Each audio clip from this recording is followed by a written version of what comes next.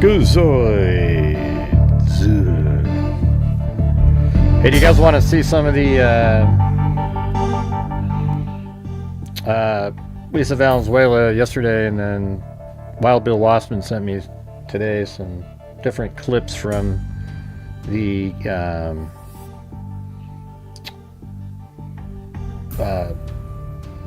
Carmelo Anthony case. I was trying to remember. You know, you guys see some of that? They're not very long, but we could see some of the evidence that they were using at trial. Just these, and then we'll get into, but while we're waiting, maybe we could do that.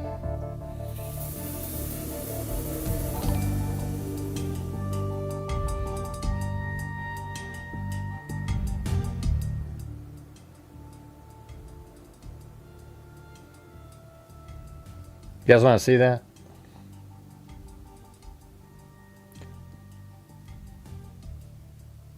I can't tell if this is one. What is this one? Yeah, see, that's the knife he was using, you guys. It wasn't some pocket knife. You know, they made it sound like, oh yeah, it was just some sort of a, you know, I probably had a magnifying glass on there, a spoon. Yeah, that's not what it was. Okay, that looks like that's ready to do some damage. Now we could just do this before, you know, before we get started here. So apparently that's one of the clips. It's the alleged suspect. Okay. I am. He said alleged suspect, and he goes, I am. I'm not alleged anything. No, I'm not. Well, I know how it goes. I'm not alleged. I did it. Okay. I'm not alleged, I did it. We'll be there in a minute. Alright, so there's that one. And then there's this one. Hold on. And I'm just protecting myself. I was just Somebody protecting shoot my... on the victim, they need to be over there. Under a memorial tent. Don't reach. I guess what we could do is do the this one at first, before that one. This one's a little bit longer. Let me go to the bigger screen. So I think that's the victim walking in right there. Mid-calf.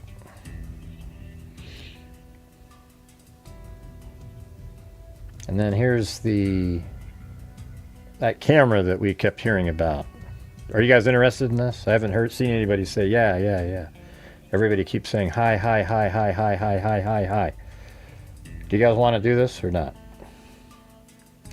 So there he is walking. It looks like he's headed towards the other tent. I mean, if you look at him right there, let's see. If we go up in the air, yeah, so he's walking right there in that video. See that? So he's like at, you know, really, well, let's see. Yeah, so he just passed this area, and then he's kind of like right over here. So that means he's right next to the, it's probably the next 10 over, I would think, from there. Hey, thanks, Smiley. So happy to catch alive. Hope everyone's doing well. Well, thank you. That's very kind of you. Yeah, doing pretty good. Oh yeah, before you guys want to hear the craziest thing ever today? Well, I'm looking at it. I don't see any Wild Bill. You know, when it just zips by. You know, it's hard for me to... Okay, yeah, we got Lisa Valenzuela, Alley Cake, and that's the only ones I see. I don't need to, you know, I'm just saying very few people, okay? I don't need to be corrected and shit like that. So here we go. We got so happy to catch alive, blah, blah, blah, blah, blah. But I have a crazy story, though, you know? I've got this... I was in the backyard. What was I doing? I think I was walking over because I'm trying to replace my gate. It didn't get treated originally, so all the wood's sort of breaking away, etc. All right, so when I was out there, I heard my dogs, let's see. I heard that my neighbor was singing in the backyard. She always does that. She sits on her swing and sings, you know. And remember, they're the yard that has the roost, the chickens, you know. They have like 5 chickens. And so I heard her singing, and then I walk into my office area for like a minute, and I heard my dogs were just going, rah, rah, rah, rah, rah, rah, rah. They were just barking their asses off. And then we look up there and we see this cat kind of up in a tree, just hiding between the branches. And then that girl that was in the backyard singing goes, my 2 chickens are dead. 2 of my chickens are dead. Or she said 3 of them were dead. And I was like, what are you talking about? You know?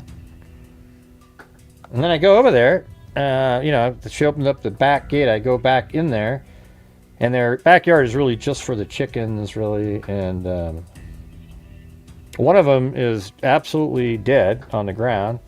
And then she's picked one up, and it kind of like wiggled, but then it died. And then she had one in her hand that eventually lives. And it's like, well, what the hell happened? You know? Well, it turns out, I mean, it's likely, I mean, there's no way coyotes can get back there. It's they have a big fence and everything. But it was probably a raccoon probably came out of a tree and went down there just as she went inside the house and attacked and killed one chicken, and then the other chicken it was bleeding from the head and was a little disoriented, but they took it to the vet, and apparently it's going to live. But I actually felt bad, you know, like I don't like the chickens, okay, but it's like, you know, I felt bad because she was so distraught, you know. So I sort of sat back there for a while, and then her mom had to drive all the way back, and then they buried but it's so crazy. Usually you don't think of raccoons during the daytime, you know. You know, you don't see, but I looked it up, and sure enough, it said raccoons will attack chickens during the day if they're hungry or they have babies to feed. And obviously this is the time of year where, you know, they might have had babies, etc.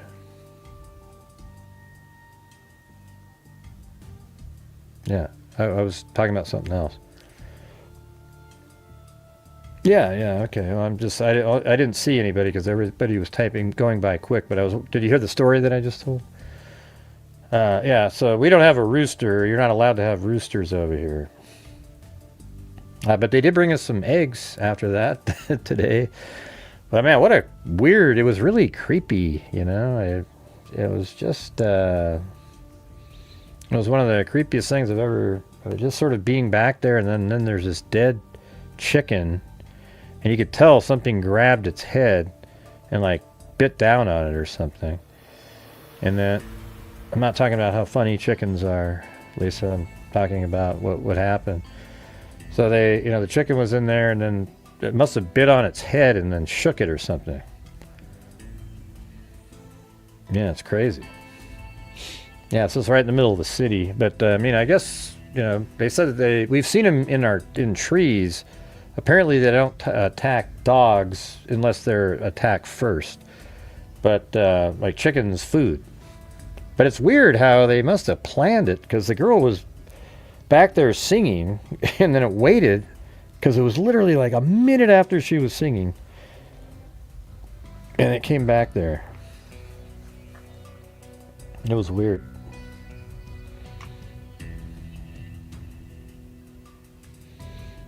Yeah, it was just sort of creepy being back there, because their backyard is it's kind of creepy anyways, because it's sort of like just pine cones and neat, you know, like, and it's sort of dark because it's in the trees, and then you just go back there and you see just all this mayhem, feathers everywhere. You can actually see the spot where one of them was killed, because it's like all the feathers are right there in a little pile. And then you could see that they were being chased around. But man, it must have all happened just in this really short amount of time. And then all of the cats were freaked out. Like one was on their roof, one was about 50 feet up in a tree hiding. Crazy. No, it wasn't the cats. They all get along there. They were scared. The cats were scared out of their minds. They were hiding up there. Really weird shit.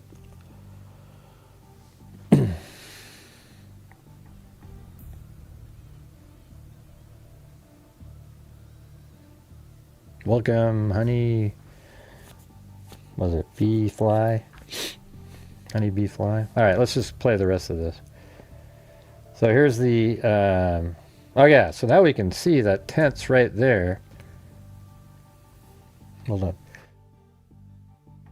Oh shit.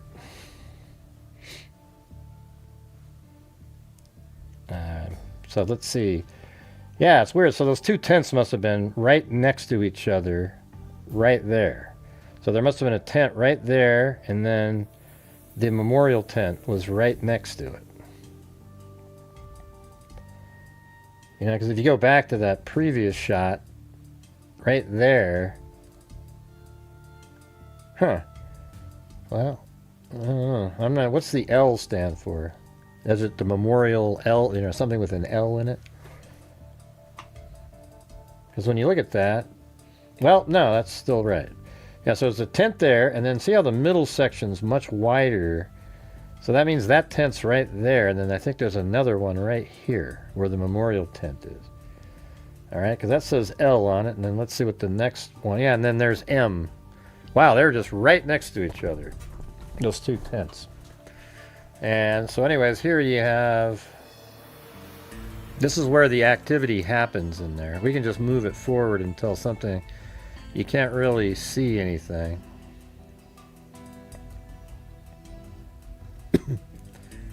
It's pretty weird though. When, okay, here we go.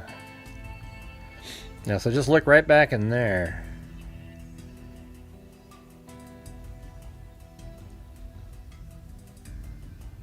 See, somebody did a shoulder and then, boom, then he stabbed him right there.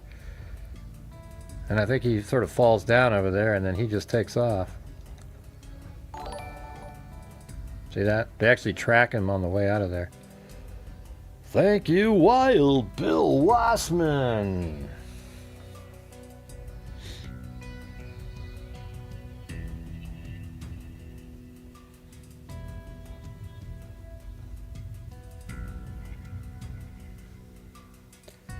And so there, look at these people are actually following him. These people are going, you know, like, hey, this guy just stabbed somebody, you know. And then, I mean, man, that's been kind of freaky because he still probably has that knife on it. No, he threw it up there. That's right. Oh, so now he's going back that direction? Like, who's standing next to him? There's somebody walking right next to them.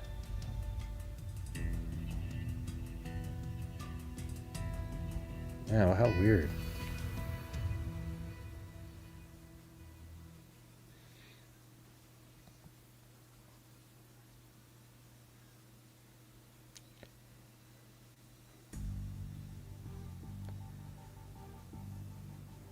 Yeah, it probably just didn't feel the way he thought it was going to feel. You know? Hey, thanks, Miley, for... Myalea for gifting.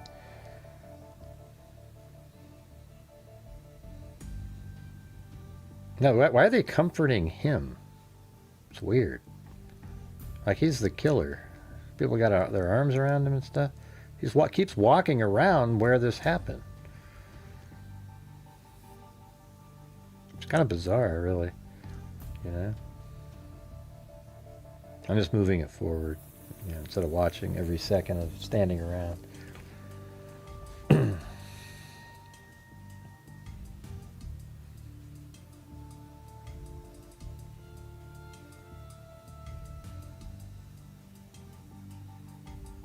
He probably realizes, my life's over. And there he is right there. He's got his hands behind his head. And then now there's people, I'm not sure if an officer has him now. This seems to be where Yeah, like that's an officer with him right there, and then I think that is like this right here. And that's not. That's just what we were just watching. I think that is this part right here. Hold on. And I'm protecting my. Yeah. So like the officer comes around and Help me. Y'all back up a little bit. Come over here for me. Go over here. I'm gonna put your handcuffs for now, okay? yeah, I think that's the same time frame or something.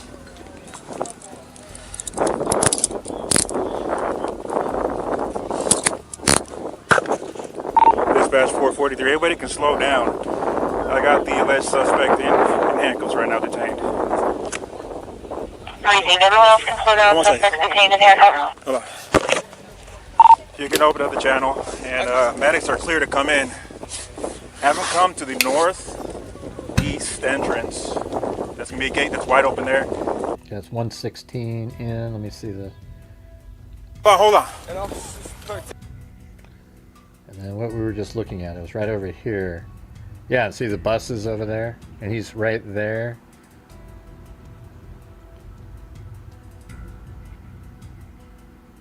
Yeah, so that's the same thing. Hold on. And I'm Make sure. And all that. East entrance. See the buses back That's gonna be a there? gate that's wide open there, and then you come to the victim from there. Received.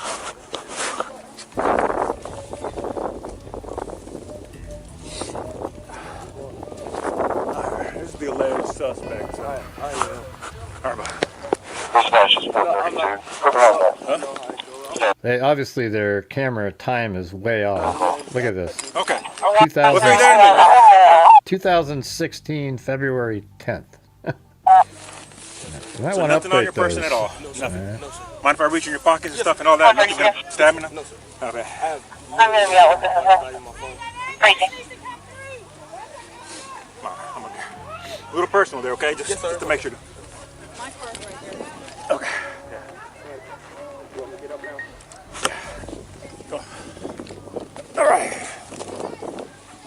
The victim's gonna be underneath that tent over there, so I'll get medics.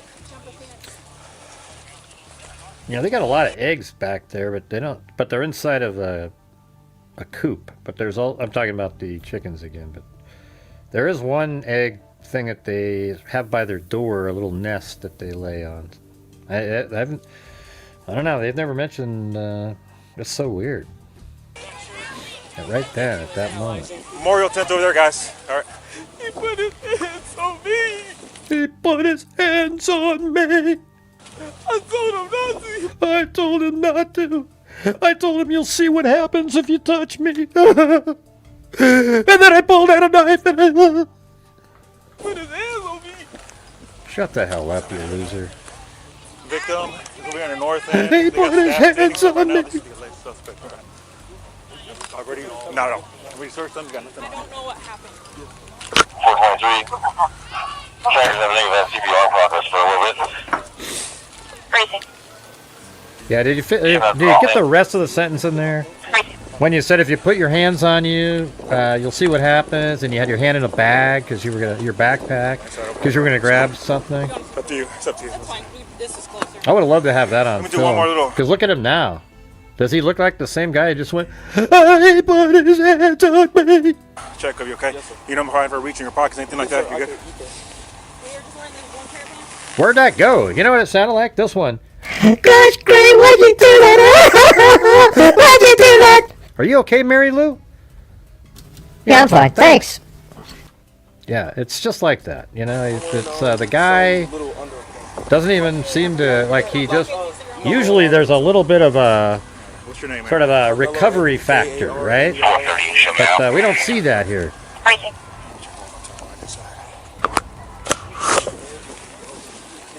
Have a seat here real quick, man. Watch your head. Let me check your hood here, buddy, okay? Yes, sir. Well, I'll tell you what, lean this way so you're not resting on your hands, okay? All right, see a little bit of blood on your hands there, okay? All right. 402, I'm on scene. So your first name is Carmelo? Racing. Yeah, where'd that go? Wouldn't you still be kind of upset and crying? Yeah, whatever. What an idiot. he is. Let's see. Hold on one second. I don't know yet, man. Carmelo. C-A-R-A. K-A-R. What do you say? Let's see. Hold on one second. Is this going to be what? Let's see. Hold on one second. I don't know yet, man. Carmelo. C-A-R-A. Okay. K-A-R. M-E-L-O. M-E-L-O. Carmelo. What's your last name? A-N-G-H. O-N-Y. We're ready. You win. 10th grade? It was You go pretty to, good, wasn't it? Emerson? No, sir. Where'd you go? Centennial. Okay. I'm in 12th grade. 12th grade? Yes, sir. Okay. No, Centennial. All right. Sit tight for me real quick, bud. All right? Let me run this guy real quick. Yeah. I haven't talked to him at all. He talked to you, though. I think that's it. That's all the little updates that I've seen. There might be more out there. I don't have them, though. Yeah, so it looks like he kind of came in. He walked over here, and then he went underneath the memorial tent, and he was kind of sitting up there. They found a knife kind of up in this area, I think. And then he went over here, and he went back and forth, and then I think they eventually... I can't tell because there's the buses. I think it's over here, though. Something like, maybe like right there is where they arrested him, or like they frisked him, somewhere right in this area right there. I think the buses might have been over there. Just a guess. But hey, guys, if you want to help support the channel tonight, this is another show. We didn't make the goal last night. Maybe we could try to do it again tonight. Who the hell knows? That'd be great. Hey, thanks, Allie K. All right, now we're switching over. That was the video on Carmelo Anthony. The case is over. He's got 35 years in prison, eligible for parole after 17 years, which isn't fair, really. He should have got 50. I thought that's about the range he would have got what he got, but I just thought, like, getting out at after 17, you're 35 years old, and doesn't seem really fair to, basically get to live your entire life, have kids, do all this stuff, 35 isn't old at all. Boy, wouldn't I, what I would give to be 35 again.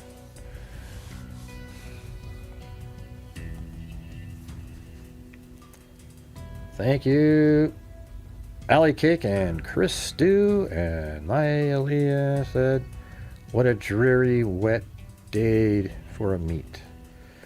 Yeah.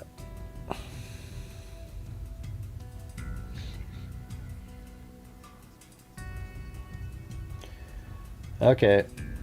We're going to do Elena Moore first here. And we can just talk about that. I don't know if anybody wants to call in. Does anybody want to call in on the Elena Moore case and tell me what your ideas are? Once we get going here, I have a little. You don't have your face on the screen. It's just like doing a phone call.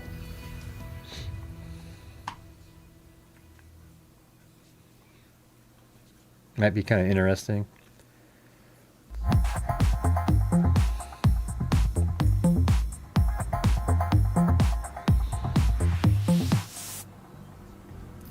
Again, everybody, today I just saw another video, you guys. Thanks, Wild Bill Wassman. Right here it said, they had the picture of her on the surveillance in front of Kohl's and said that was Publix, which is over here. It's crazy. I mean, it's just, doesn't anybody care? It's wild.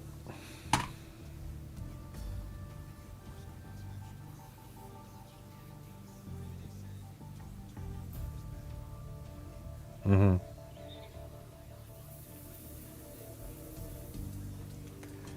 Okay. 20th. So here's what we have from the coroner's office.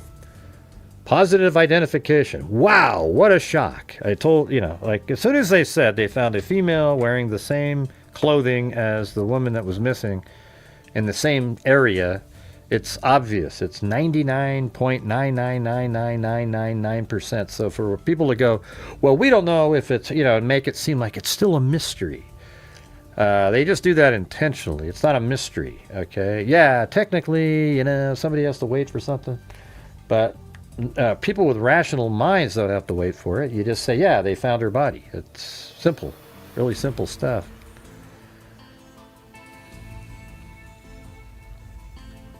Well, thanks, Mylia. The body of the white female, see, now they're referring to how they refer to it.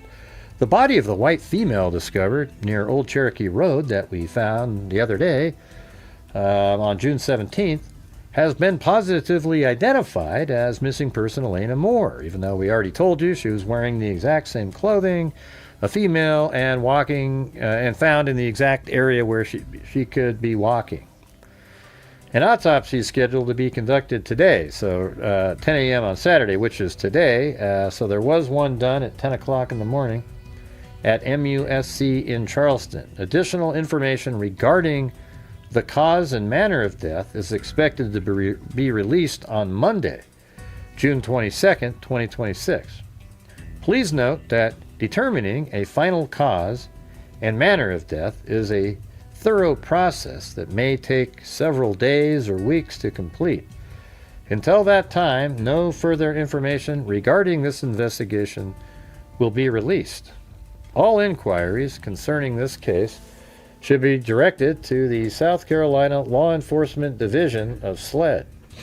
Anyone who believes they may have information relevant to this investigation is encouraged to contact SLED directly. The Lexington County Coroner's Office will refer all investigative inquiries to SLED. Yeah, so what's going to probably happen is on Monday they're going to do a press conference and they're going to say, they can't find any outward signs of somebody killing her. But they're going to wait for toxicology. So to get around that, we have these people now saying stuff. I mean, it popped into my head, I got to tell you, one time, like, oh, maybe somebody drugged her, but it's like, when, somebody, and then I didn't think of what one time, I think of stuff all the time. I just don't talk about them because they're so far-fetched. When I say far-fetched, it just doesn't seem likely. Like somebody said that maybe she was being poisoned over time and then something happened to her, but if she was poisoned over time, I would think she would have been sick for quite a bit of time.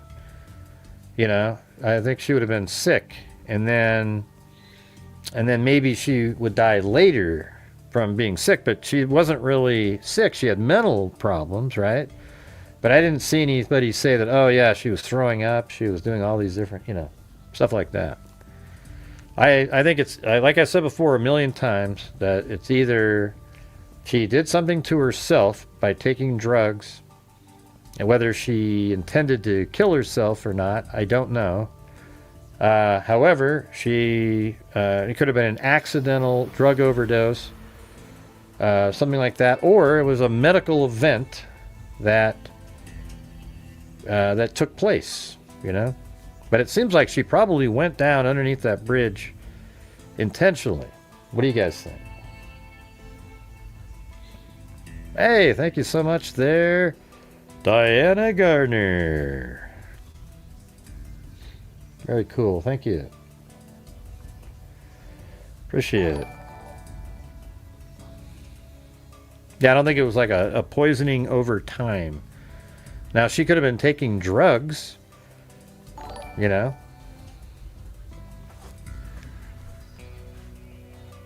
But you see all these people, they make their thumbnails and whatnot to try to make it imply that there's something else. And boy, they're going to sleuth it out. And then they're going to play all the interviews from that one friend who says something. And I can't say for certain,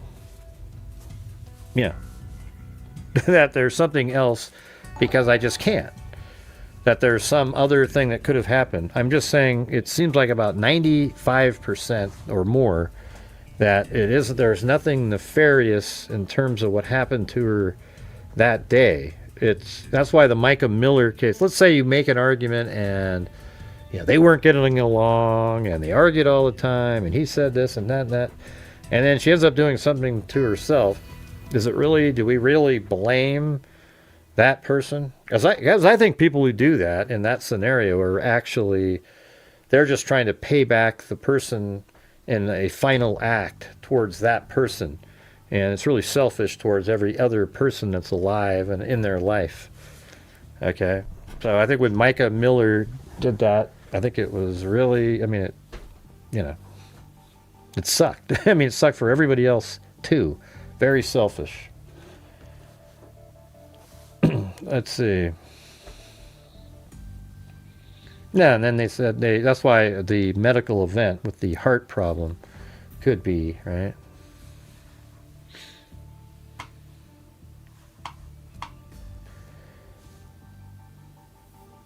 All right. We got any dog? Yeah, we got Clancy, and we should throw Chloe into that so you can see her. You guys haven't seen Chloe in a long time.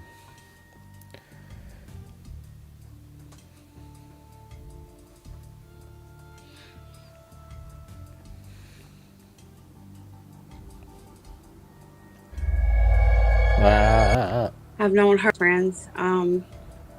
So is this Fox News now? Elena's one of my best friends. She's making the rounds now? Or is this from... I've known her over probably 10 years now. We're really close, like, tell each other everything. She's been that person for me for a long time, actually. Yeah, except you use the word unalived. You lose all credibility when you say unalived. Sorry. Sad. Maybe they got this from... Just the not knowing the details of what's been going on. Like, I'm really shook up, so forgive me. I'm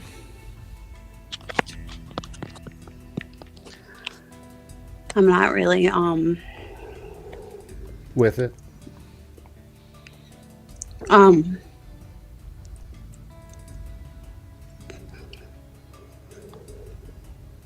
I think this is just hard for people, because Elena was such a good person, and I think we're just all just trying to wrap our head around this, but my friend would not be alone walking at nighttime. My last interaction with Elena was very different. She was scared for her life. She actually said those words to me. Yeah. In the years before missing South Carolina fitness trainer was found dead this week, she told several of her friends... Victor Davis Hanson is a senior fellow at the Hoover Institute. She told several of her friends that she wanted to leave her now husband and end the relationship. So what? Okay. Yep. Maybe she was depressed over that. Elena, did she tell them all why, Yeah, that's what I think. Elena Catherine Moore, that's what I said yesterday, that she inserted herself into the story, wants to be part of it. Elena Catherine Moore, 39, was found dead Wednesday afternoon in Lexington, South Carolina. The Lexington County Coroner's Office confirmed after making a positive identification. Moore was last seen leaving a Planet Fitness gym.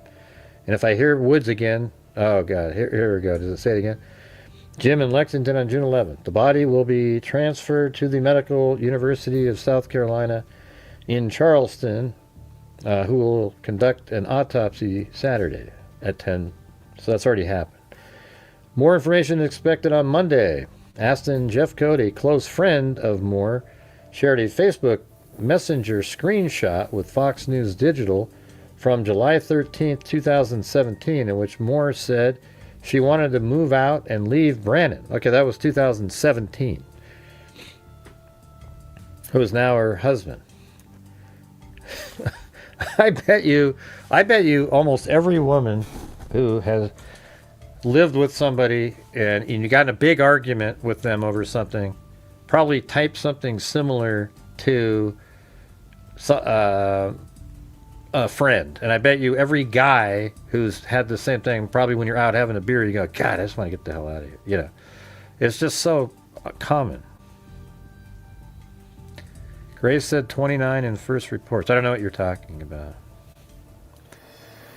I didn't say, what do you mean I said 29?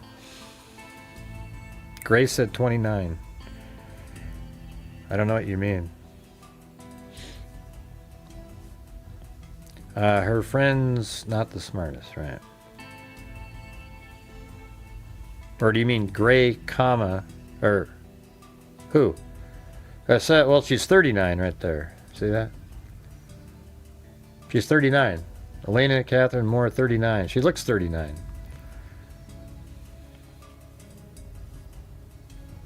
And she is 39. I actually have the been verified of her. She's 39 years old. But hey guys, we're hitting one of those massive lulls already again, so if you guys could help support the channel, that'd be great. We're trying to get back on track. Wouldn't want to have 2 days in a row of not coming close. But I can already see the chat's dead as a doornail. Nobody's typing. It's just, you know, age, 29 years old. Why are we stuck on this? Why are you guys stuck on that? You know, you have Brian say, Gray said 29 in first report. Age, 29 years old. Okay. What do you want me to do with that information?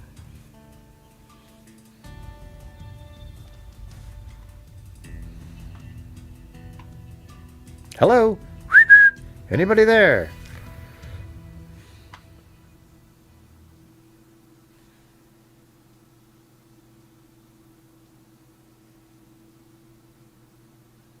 Jesus.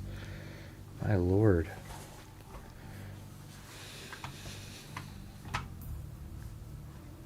Can anybody hear? Is everybody here? Did the screen stop, or did the it freeze up on you guys?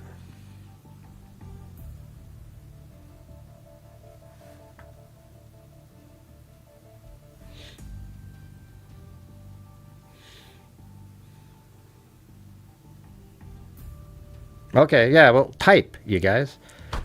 You know, like, have a conversation in here. Well, who's stating that they're 20? Yeah, she's 39 years old, okay? We've had that since the beginning. I don't know where we're getting stuck on that. Okay, well then, let's get some typing going. It was just, no, you know, it's like, I mean, I feed off the people that are typing.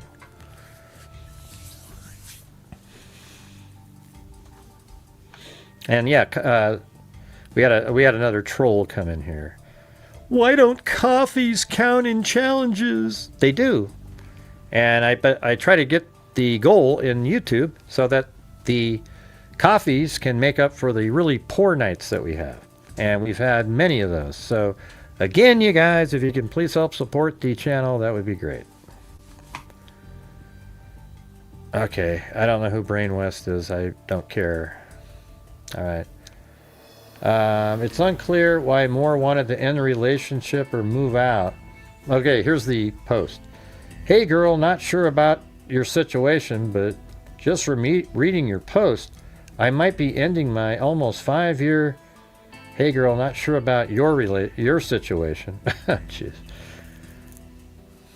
Yeah, it's almost like, hey, let's be part of the same thing.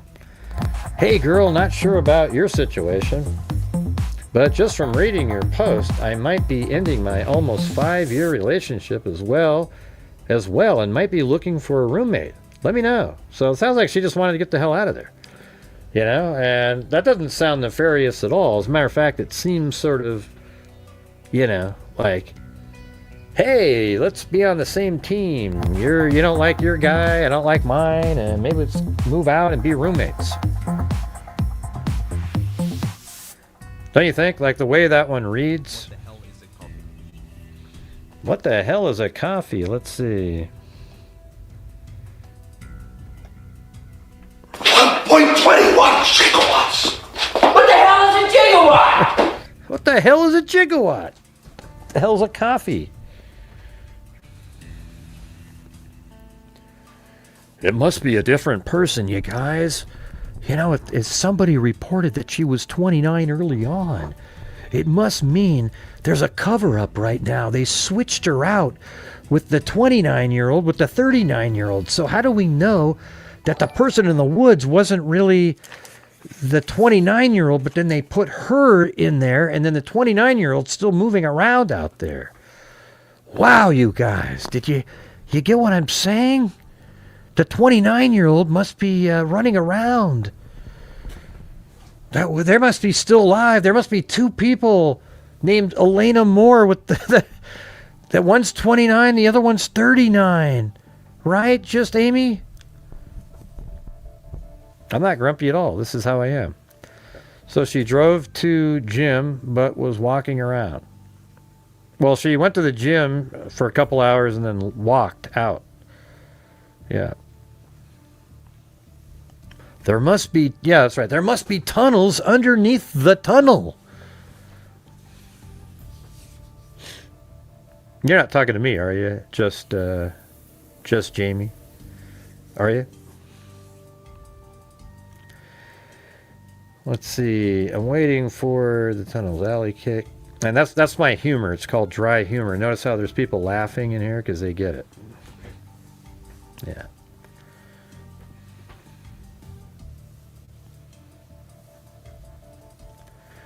Right, and then it says, but when you read this right, like, hey girl, not sure about your situation, but just from reading your post, I might be ending my almost 5-year relationship as well, and might be looking for a roommate. Let me know, okay? I mean, it just sounds like, doesn't. I don't know. She's probably having a shitty day with her boyfriend, or her boyfriend at the time, and then the other one and then she was like, hey, let's get on the same bandwagon. And then a week later, it's fine. I was having a bad day.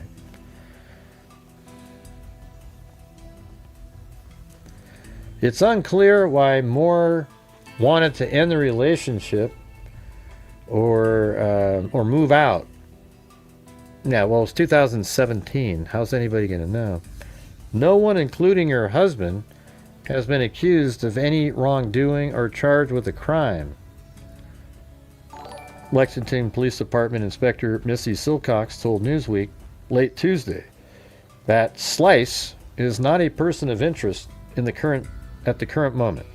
So maybe when they do toxicology and it turns out it's one of those crazy things that people talk about. No, there isn't two women, Brian. You're incorrect. I knew that's what you were trying to imply. That's pure lunacy, all right? Well, they first said she was 29, and then they switched it to 39, so maybe they switched it out and changed the clothing. God, you're saying exactly the scenario that I knew some nutjob would say. Oh, yeah, the reason they didn't say that it was Elena, even though they're wearing the same clothing, was in the off chance that somebody abducted Elena and then switched clothing with a different body and then placed that body underneath the bridge. Or maybe Elena wore a specific set of clothing so that she could then kill somebody else, take her clothing off and put it on that person, and then escape into the sunset. Oh, yeah, that makes a hell of a lot of sense. Yeah, that's right out of the Tom Clancy novel, all right? I don't think I'll ever comprehend conspiracy mind. No, I'm sure you won't. Yeah, I just, it's like the last thing that people should do is the conspiracies. Like they always go, now if evidence points you in that direction, somebody accidentally saying 29 when somebody's 39 does not mean there's a conspiracy, nor does it even imply a conspiracy. It just merely means that somebody misspoke or had the wrong information. Do you understand that?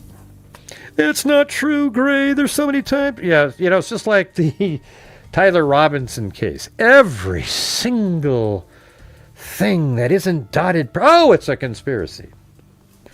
Oh, look at that. Other guy has a maroon shirt on and also wearing jeans. How do we know he wasn't the guy? Well, he wasn't the guy that his parents said was their kid. He's also not the guy whose DNA was on the trigger of the rifle. He's not the guy that... Yeah. I just watched Hunt for Red October. That is... I think Sean Connery is like... He's just so... He's the best. I mean, he's just so good. I mean, name a movie he sucked in. That guy is like the best. I like him in The Rock. I like him in, James Bond, obviously, was good. Yeah. And no, I wasn't, yeah. I wonder why that person said it. Yeah, here's the thing. Is I don't like when the chat's just sitting there staring at the screen.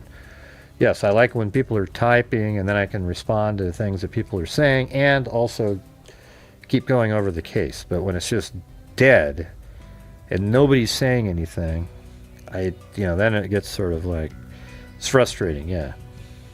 That doesn't mean I'm in a bad mood. It's just like, come on, you guys, let's go.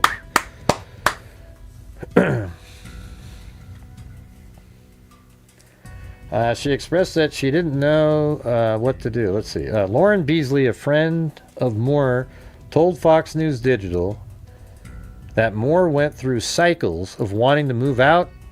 That's exactly what I just told you guys. I just said that. I haven't read this, but I just said that. Of wanting to move out and end the relationship, but didn't.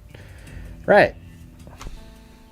She expressed that she didn't know what to do and would say things like, I love him, but then things would be good, Beasley said, and I hoped and assumed things had changed. It was definitely a cycle. Right. And, sometimes it's like that in relationships, right? Like sometimes you have the up and down times and, but does that mean he killed her? I mean, where's the implication in there? It says, Sandra Campbell, who was close friends with Moore, told Fox News Digital that Moore tried to leave the relationship in the past. Okay, why didn't... Oh, look at this. Micah Miller case. It's funny how that's brought up right there. Is that new? When's this one? No, it's really old. Isn't that interesting? Robeson County 911. Why the hell was that put in there? That's so weird. Why is Micah Miller, and that article's from 2024, why is that right there? Isn't that weird? I don't know. Who said there was any domestic violence, June? Anybody mention that? Yeah, I didn't see any of that.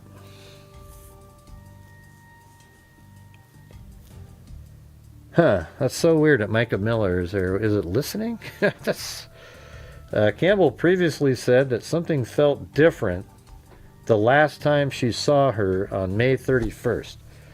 Yeah, it looked like she was having mental issues. She was scared for her life. She actually said those words to me.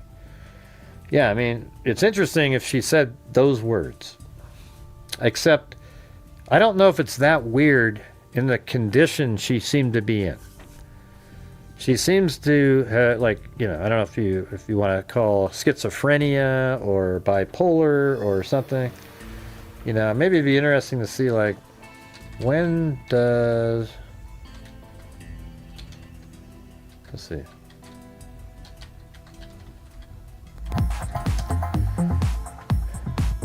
Yeah, okay, so schizophrenia most commonly sets in between...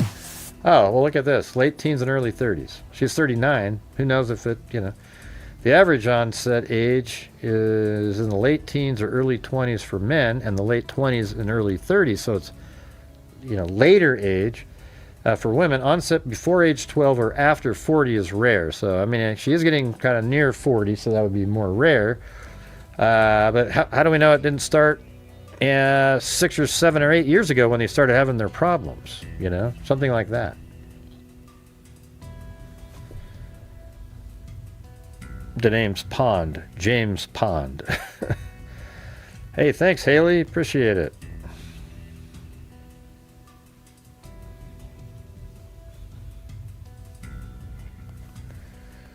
All right. She was scared for her life. She actually said those words to me. Elena is one of my best friends. I know, but didn't you ask her, like, what do you mean by that? So can you give us a little bit more detail about that? I've known her over probably 10 years now. We're really close, like, tell each other everything. This is what we just read. She's been that person for me for a long time. How do we know that, you know? Like, I almost don't believe that they were like these. I think, I don't know. It feels like somebody's trying to insert themselves and be important in a case. And this is somebody. Let me just throw it out here. I mean, she could be the best friend in the world to this person. I don't know, but I didn't feel that way when I listened to or watched those interviews.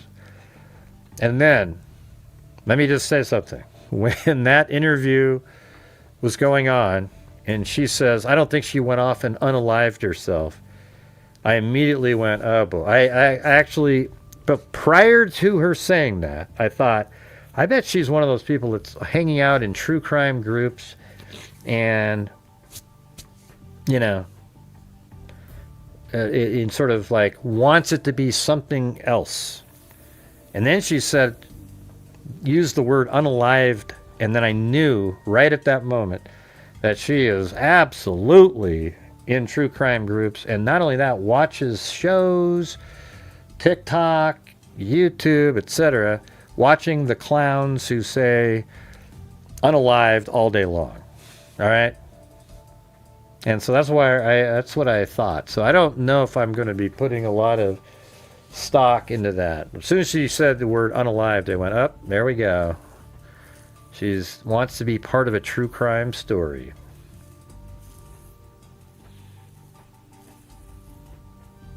What do you guys think of that? Who the hell in the real world uses the word unalived? Nobody, okay? Not a soul. According to LPD Chief Terrence Green, authorities found the body Wednesday after getting a tip that led investigators to a new search location. At approximately 2:48 p.m., we found an unidentified body that fits the clothing description of our missing person. We are still waiting. See, that's the thing. You know, you have a missing person. You find an unidentified body, but it's wearing the exact same clothing that you're looking for. We're waiting for the coroner to identify her. Okay, well, I know that you have to technically do that, but I mean, anybody with a logical brain or mind could immediately say, yes, that's going to be her.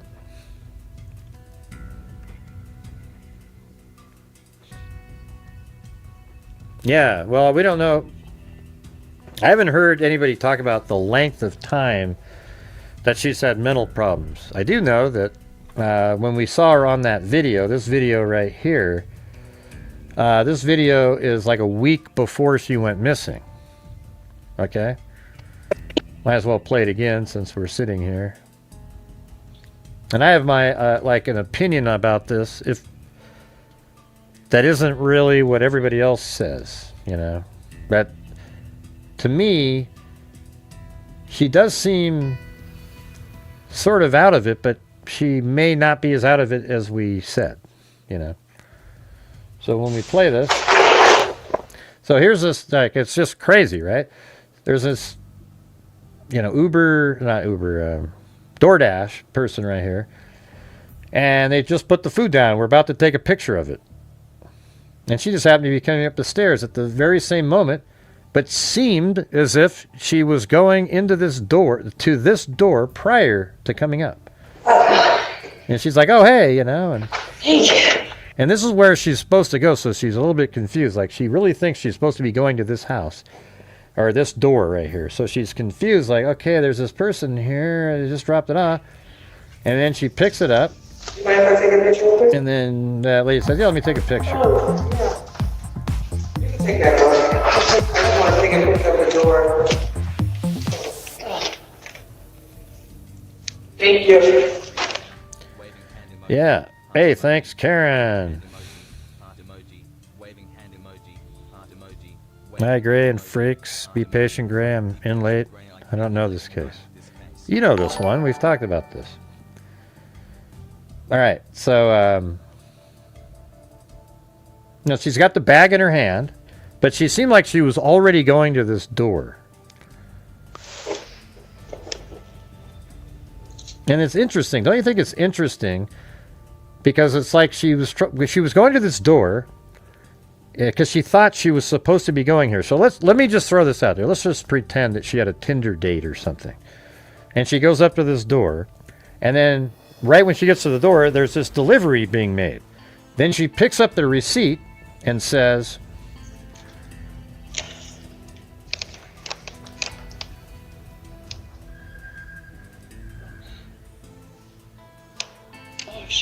"Oh shit.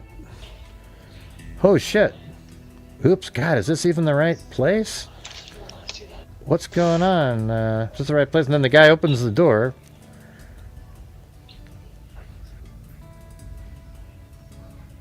So she sees the guy's name, John Moore, on there. And now this is the camera on the door itself. I think. That's so weird. How would this work with the...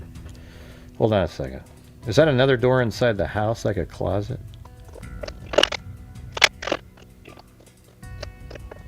Yeah. Okay, that was kind of trippy. This door is actually in the house. That's not the door that was open. See, because this has to be a Ring camera, you know. And then the door opens. And so this door here is a closet or something inside the house or apartment. Yeah, and you can even see like the hinges over here. See, but look at this part here.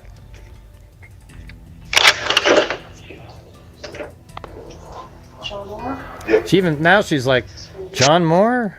Because now she's like at this house that she was supposed to go to, and then picked up this DoorDash, looked at it, and it's like, okay, John Moore, you know, and then she even plays the role for a moment, going, "Hey, John Moore, here's your DoorDash," and he's like, okay. And then she starts backing up, but she thinks she's supposed to go in there because that's what she was supposed to do. She was going to go visit somebody. And then she goes, "Wait a minute, let me go look again at the number." Just delivering that? Yeah. And then she says, "Just delivering that?" As if there was something else she was supposed to be doing. Do you get it? What I'm trying to say, let's just pretend that this was supposed to be a Tinder date. She meets somebody on Tinder, things aren't going well, she's out doing her own thing. She shows up to the door, and then, whoa, there's this delivery being made. She picks it up and looks at it, and it looks like she pressed the button, like a rang the doorbell or something. And then she was just waiting there for the person she's supposed to visit to open up the door. And then when the person opens the door, she's holding the receipt and says, "John Moore?" And he goes, "Yeah." And then it's like, I thought I was supposed... Then she looked out over there and saw that it wasn't maybe the right place or something, and then walked away saying, "So you just want the delivery?" As if there was supposed to be some other thing that they were going to be doing.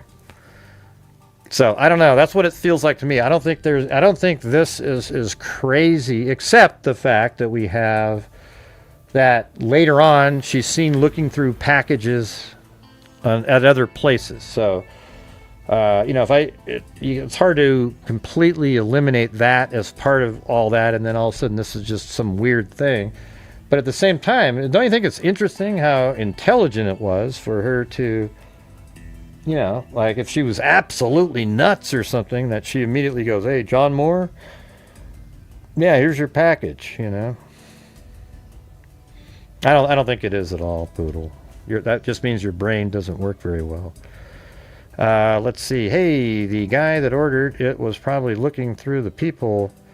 Well, it seems like she pressed the button, you know. Yeah.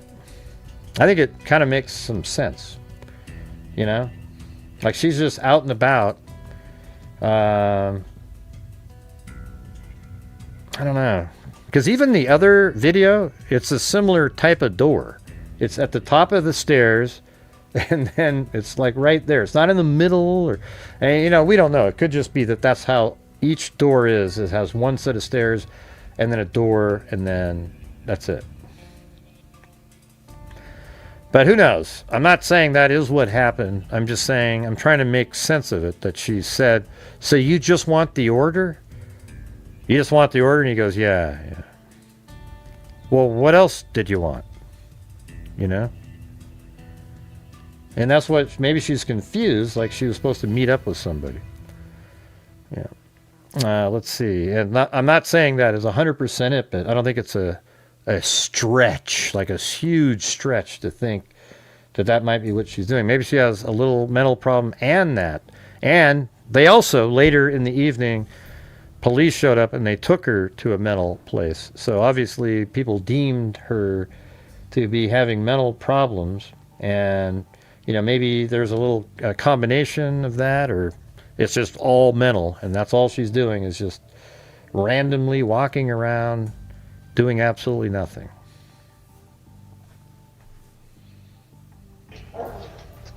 And even here she kind of waits for the guy's door to shut. And it's like, okay, and then goes this way. Yeah. I don't know. And, you know, if she's been saying stuff to her friend, it makes it seem like she's paranoid.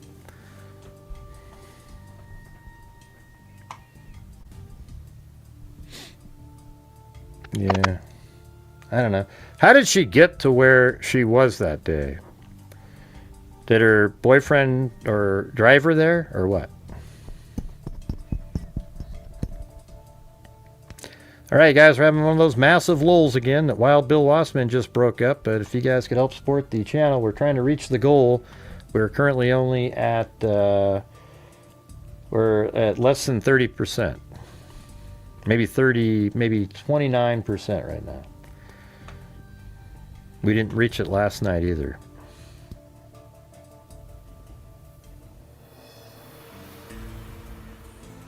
All right, so back to this.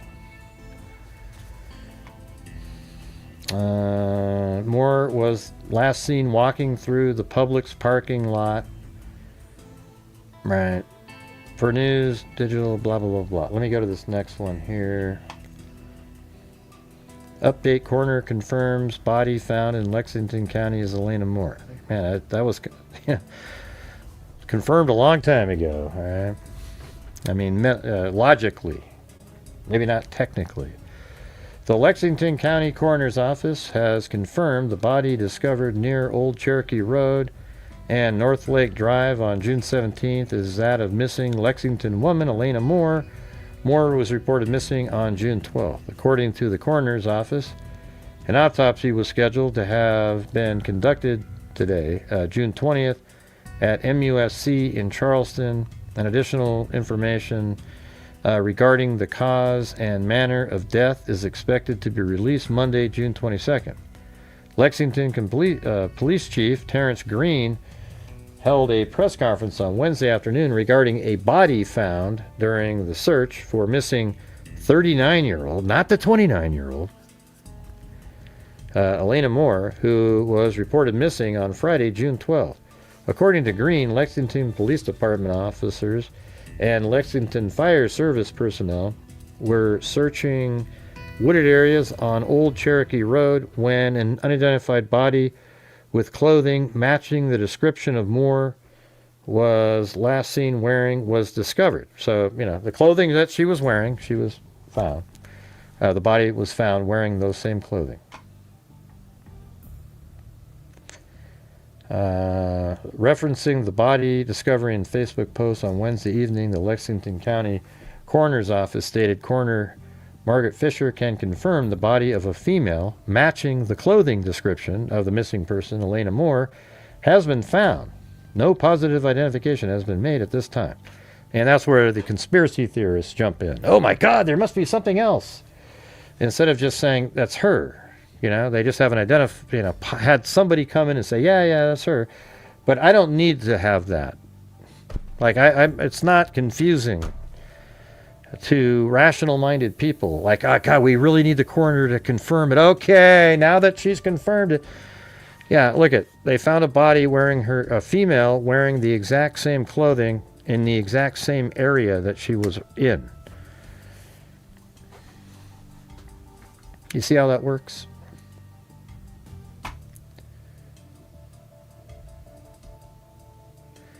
Yeah, that didn't seem to have an effect on you guys. So if you guys could please help support the channel. We need gifted memberships. We need super chats. And all of this goes towards helping support the channel, which then allows us also to donate thousands and thousands of dollars. We've given $298,000 to true crime-related charities since January of 2020. And when you guys aren't supporting the channel, like we've had the last couple nights, we're not able to do that. So if you guys have the ability, that would be fantastic. We've already given out 1,000 this month so far. Hey, look at that, Stacy Facey. Yeah, that's a name from the past. I haven't seen you in a million years.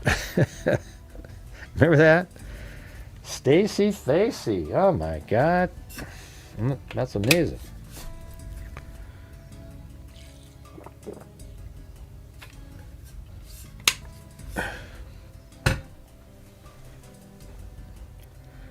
All right, so let's look at this again now.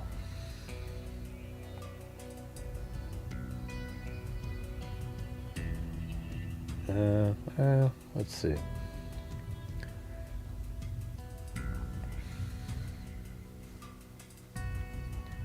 Is it this one? Yeah.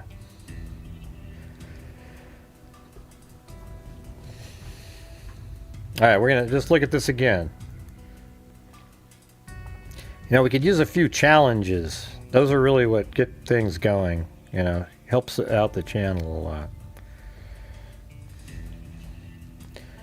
Okay, so she was at this Planet Fitness, 6:30, signs in. Now, I've heard people say that she was there for 2 hours. That kind of makes sense. And then it says that she was walking in a wooded area. She was headed towards a wooded area behind Lowe's. Okay, so here's Lowe's right here. This place. So this right here is Lowe's. And so how would they know that? How did they know that she went back towards a wooded area? And I would guess that they were right here. You can see that I don't know if there's a camera on this building. Let me go over here just a second. So from right there, you can see right there's a camera. So when she walked by, that camera may have picked her up kind of heading back behind the building there. Or, there's a couple options, but that one seems more likely, unless, because there is a camera right here on this building. And let me show you. I think if we go down to Street View, right here, go down to the end. And so this is where she was working out. See, there's a camera there. So it may have shown her heading towards this direction, because it is a 360-degree camera. It would still pick up over there. So she's heading like that. And so that would necessarily mean that she went back into this wooded area towards there. However, it's irrelevant that they say that she headed towards a wooded area. It's absolutely irrelevant to the case, because later they say she walked in front of Publix over here. And guess what? Everybody, still today, even today, they show this picture right here. See that picture with that little triangular tan and the crosswalk? They keep saying that that is Publix. And not that it's like a huge breaking development, but that video's right here. Okay, see the little triangle, and then there's the sidewalk. And you go down here, there's even the stop sign, triangle, crosswalk. And so there it is. I've seen another picture right there. There's a stop sign. And this is a smaller version. Then there's a crosswalk. There's the triangle. So that's over at Kohl's. That image they keep showing you over and over and over again, saying it's at Publix, is actually at Kohl's right there, right? And then apparently after that, she walks through the Publix parking lot over here. So maybe she kind of goes out like this, and then makes it out to State Road S32 here. And then guess what? You go this direction, around like this, and then she's found right underneath this bridge, right there. So you go over here, and then underneath this cement bridge is where she was found. Now, was she kind of, what was she doing under there? You know? I mean, how was she found under there? That'd be an interesting, I'm sure they have photographs of it. We're not going to get to see it. Then after that, if she had, let's just say she was alive. Well, look at this. If she walked this direction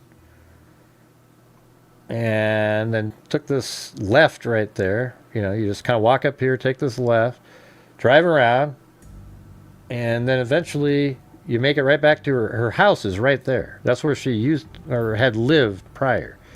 So look at that, just right there, and then boom, she's found here. So it almost looks like she was sort of heading towards where she lived. You see that?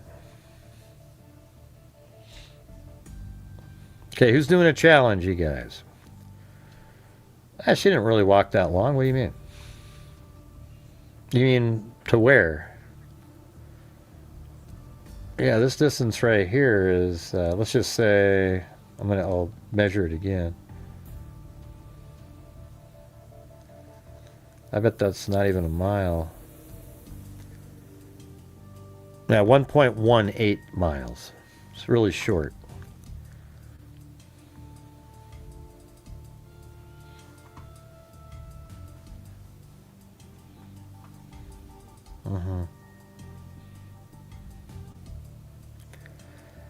I think their relationship struggled. I'm not sure he did it. I don't think he did it at all. I think he kept pushing her, and it made her mental state worse. Well, how do we know she wasn't trying to push him? You know what I mean? And she may have been so stressed and a heart attack. Well, she had a bad heart anyways. Yeah, we just don't know, you know. We don't know what the situation was. Let me ask you this. Let's say you're a guy and you're in a relationship with somebody that has mental problems like that. Who's the one that like is at fault in terms of like we're not getting along anymore? You know, I just don't know. I you know, for us to sit here and try to say because she said she wanted to get out of that relationship a couple times. I mean, maybe, you know, maybe his reaction to how she is wasn't great or something. Yeah, I don't know. I mean, none of us know. This is what happens in these cases, though. Somebody just asked me, what do I think happened? I think she has some sort of a mental issue. She may have been depressed over something. I think there's the two options that I think are way more likely than anything else are that she accidentally died from either drugs or a medical condition, or she took her own life intentionally. That's it. The other options, they don't really make sense here. It just seems like, you know, how would that have happened? Once you start adding in those other things into the equation.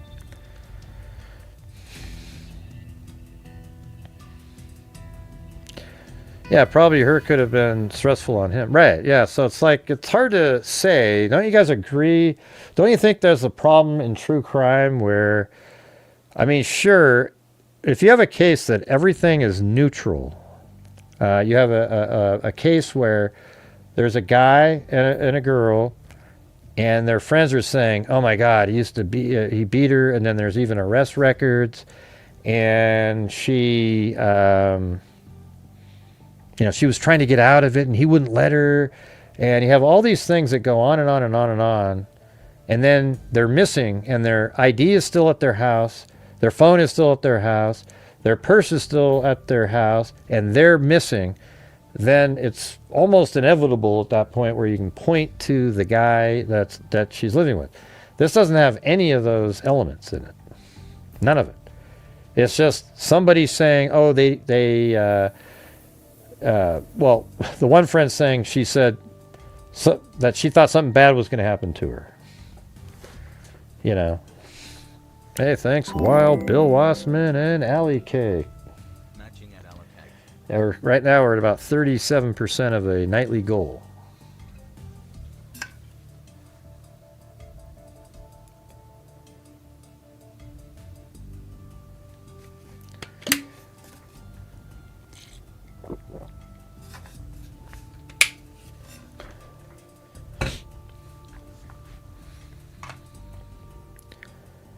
I'm just reading. Yeah. I mean, don't you guys think that? Let me do a poll here. Let's see what you guys.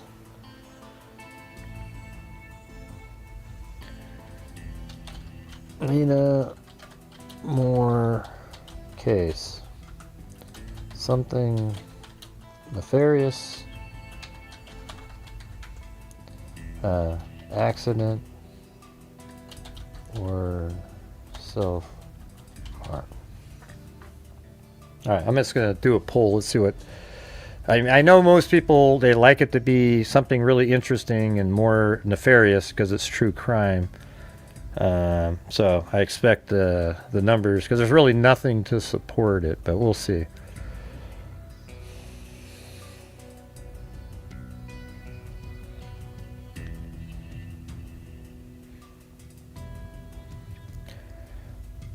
Who's going to do the challenge tonight? He could have been nice and her never being able to be happy. Yeah, there's all kinds of stuff like that. You know, it seemed like something is different about her, even physically. Her face looks more kind of like stiff, sort of. I don't know how to explain it, but like it seems like she had, and her physical, you know, she doesn't seem like she was in the same shape that she was in before. And I don't know, you know, those pictures could be from 15 years ago. I don't know, but yeah. All right, what are we at? So I'm gonna end the poll. Yeah, so a bunch of trolls came in. We were doing like a normal rational thought prior, and then the trolls always have to do something else. Yeah. So we still, even with the trolls in here, we're at 58% said that it's probably an accident or something. So that's good. I think the other 42 just like cases to have something, because what in this case is saying that to you? You see her walking around. By the way, does she look scared in any of those videos? She doesn't look scared in this one right here. She doesn't look scared at all. She might look a little confused, but she doesn't look scared or anything. And look, she doesn't seem scared. She doesn't look scared in the picture. This one, look at that. That's like about as casual as you can get. Just kind of, just walking away, you know. By herself, by the way. I mean, if she was so scared, you'd call a friend or something. But people want to say that over and over again to make it seem like something else. And guess what? Even though I'm saying this, I think, you know, there's always a possibility of something else. But currently, even the coroner, if you listen to Ashley Banfield, she said that there's no outward signs of any physical trauma. So that's a huge part. So even after we already said, or at least I did and a lot of other people here, said it looked like a, you know, something she did to herself or an accident or something. You know, we were already saying that.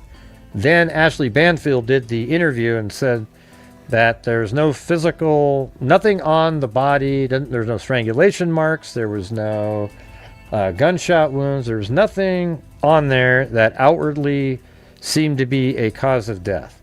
Isn't that a huge thing? Where you just start, okay, now you're starting to narrow down the possibilities. You know, does somebody run up an injector and throw her under the bridge, you know? I don't know, it's kind of weird. What do you mean, what did her levels say? I don't know what that means. Yeah, they haven't returned any autopsy report information.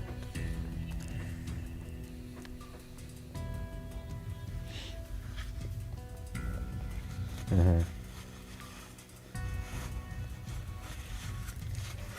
All right, but there's another case that you guys will. I think you'll find it's almost, you know, it's almost like exactly what people who want this to be nefarious think. No, she just doesn't look scared because she doesn't look scared, Brian. Not because of the sunglasses. Look at, she's reading a freaking. Her demeanor isn't scared. She's just standing there. If she was scared, why would you want a door and try to give a delivery to somebody? Mm-hmm.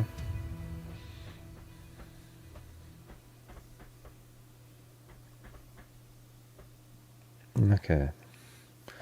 Anyways, do you guys want to? I'd like to go over that other one because it's not that old. It's from 2023, and they're currently searching around, but I didn't really know anything about that one. So I went back and got all the articles up until today. It's in Florida. But do you guys have anything? I mean, I can try to open up the lines, and if you want to call in regarding this, we could do that. But you guys, I really need your guys' support when we do these shows. I'm not sure what else to tell you. It seems like I have to repeat it over and over again, and we're just not. I don't know. If you guys don't care anymore about doing the stuff that we've been doing with the charities and so forth, then I guess that's just what it is. All right. I don't know what to tell you.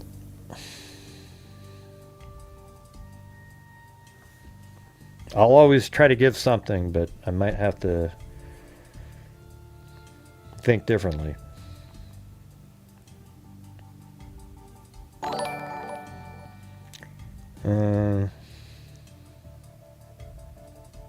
Where the hell is that? Not that one. This one. All right, does anybody want to call in with some ideas on this one? I'll be back if you want me to. Wow. Thank you, JB7000 and Haley and Karen. JB7000, Haley and Karen. All we need now is someone named Darren. Because Darren is Karen. Not Karen the name, but Karen.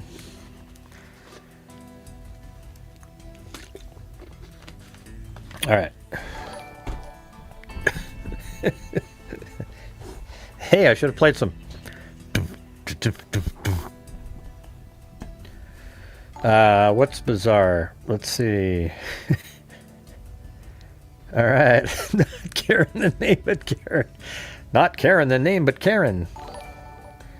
That's pretty good. Oh, yeah. Yeah, who's going to call in, man? Let's get it. Let's get it. Get some ideas that you have out there. All right? Come on, you guys. How about you? But thank you, JB7000, Haley, and Karen. Yeah, Mylia, why don't you call in? Or DeBlanco, or hell, even Brian, man. It's not, Brian. It's not. I know you want it to be something, but yeah, she just looks normal. Looks like she's holding that real steady to me. You know, it's interesting how they cut out. What was the purpose of cutting out what she was saying there? You know, did she say something that doesn't quite look that great, so we don't get to see it? You know, it's interesting that you cut that part out.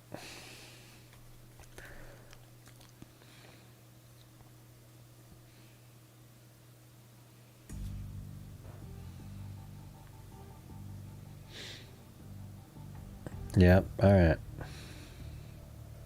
I don't see a hand shaking. All right, nobody's calling in? Okay.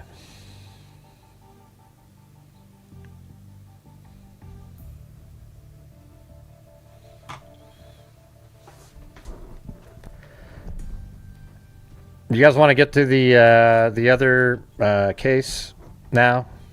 I think you'll find it interesting. In fact, it's similar to what some people think this case is like.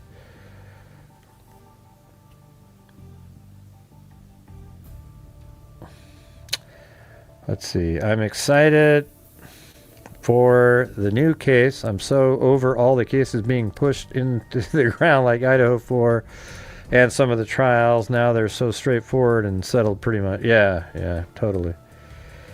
I'm really interested in the preliminary hearing for Tyler Robinson, though, because I think I have that case just nailed. Thanks, Wild Bill Wassman, for gifting a membership. And there's Toblongo. Thank you, Gray, for going over this with us. Hey, no problem. But I want to know, are you guys okay? Will you guys all bail if we cover this other case from 2023 that is, right now, they're active and they're searching a pond? Are you guys interested in that? Yeah, I do follow that and the Million Boat Crash Trial. The Million Boat... All right, here we go. I guess it just is what it is. All right, I'm gonna go, let's see, what is that one? Oh, I see. Never mind.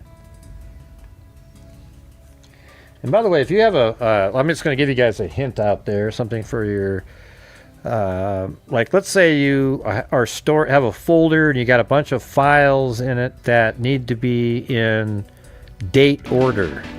Okay, well, it doesn't really work good if you go January 1st, 1987, and then you go February 6th, 1960. You know, it's not going to, it'll go, February will be before January because of the 2. But if you date your files with the year first, then month, then day, then whatever you want after that, like you would say 2023 1109 blah blah blah blah blah, then they stay in the correct order in your file structure if you sort by the name. All right, if you don't do that, you're all over the place. And so here is like this. Can you see this? It's kind of small, but it's right there. 2023 1109, 2023 1115, 2023 1215, 2024 04, you know, like that. All right, you ready? Here we go. And thank you guys for supporting the channel. You know, we just yesterday we didn't make our goal. We had done pretty good, just kind of sliding, you know, kind of maintaining an average prior to that. So while we're doing this, if you can support the channel, that'd be great. All right, here we go. So this is from clear back in, let's see, what's the date on this one? This one says 12. I saw a different date on the, here, let me put this in the correct order. So this one's supposed to be December 2nd. So hold on.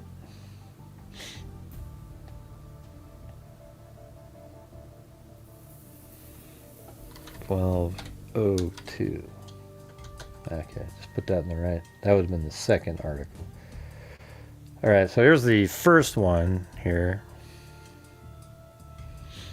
So Florida police are searching for a woman who went missing a day after celebrating her daughter's birthday. Have you seen Nicole Baldwin? The 44-year-old woman has been missing since November 2nd and was last seen by her daughter, who had just celebrated her birthday the day before. At around 11:24 a.m. Sunday, November 5th, police say they arrived at a home in the Lancaster subdivision. So that's on the 5th. It was November 2nd she went missing. Subdivision off of County Road 44 after receiving a report of a missing woman. Let me see if I have the right address in this case. So let's see. We got Nicole Baldwin, and this is where she apparently lives, right over here.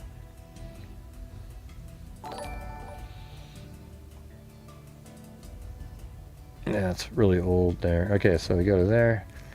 And when they say highway, yeah, there's Highway 44, so that's going to be the right one, right? Let's see, they said, yeah, so Lancaster subdivision off of County Road 44. Here's County Road 44, and she lived right in this house. I don't know if there's street view there. Yes, there is.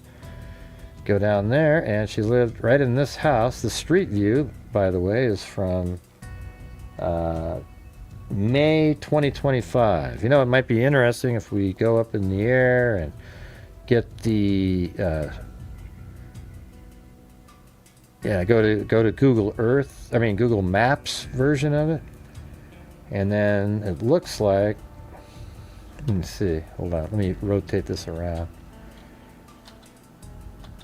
There you go. So she's right there. Okay, so one, and then the second one after that little loop there. So here is this. Let's go for a ocean wave emoji. There it is right there. So there's a loop, this house right there. Okay, so we go, let's get the Google Street View here. And this actually has where you can go to a different time right up here. So see more dates. So we have one from August 2022, which is, oh, that's interesting. I wonder if that guy is this guy, or is that her husband right there, or the guy? That's crazy. Might have to, let me take a screenshot of this. Yeah, I always hope for something like that, some kind of random. So let me save that. Might come back to that later.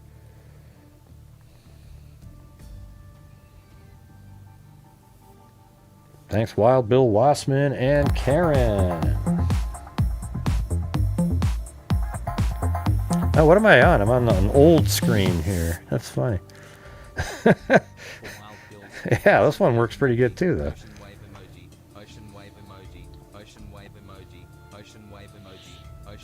All right. So Baldwin's daughter reportedly told police that she had been missing for 3 days and was last seen wearing a pink. Let's see. Was wearing a pink nightgown with no shoes.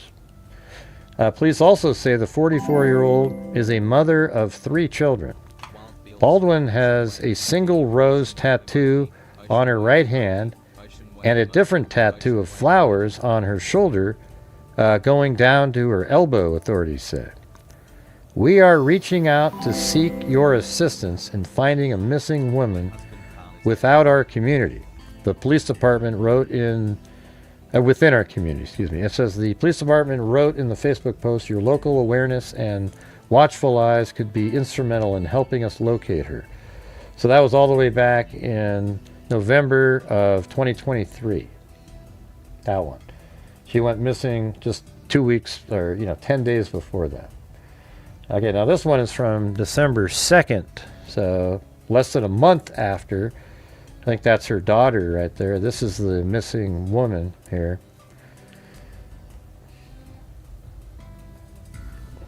Thank you, Lisa Val. Was there a challenge or something in here?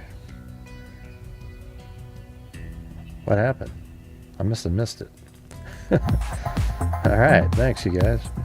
Appreciate it.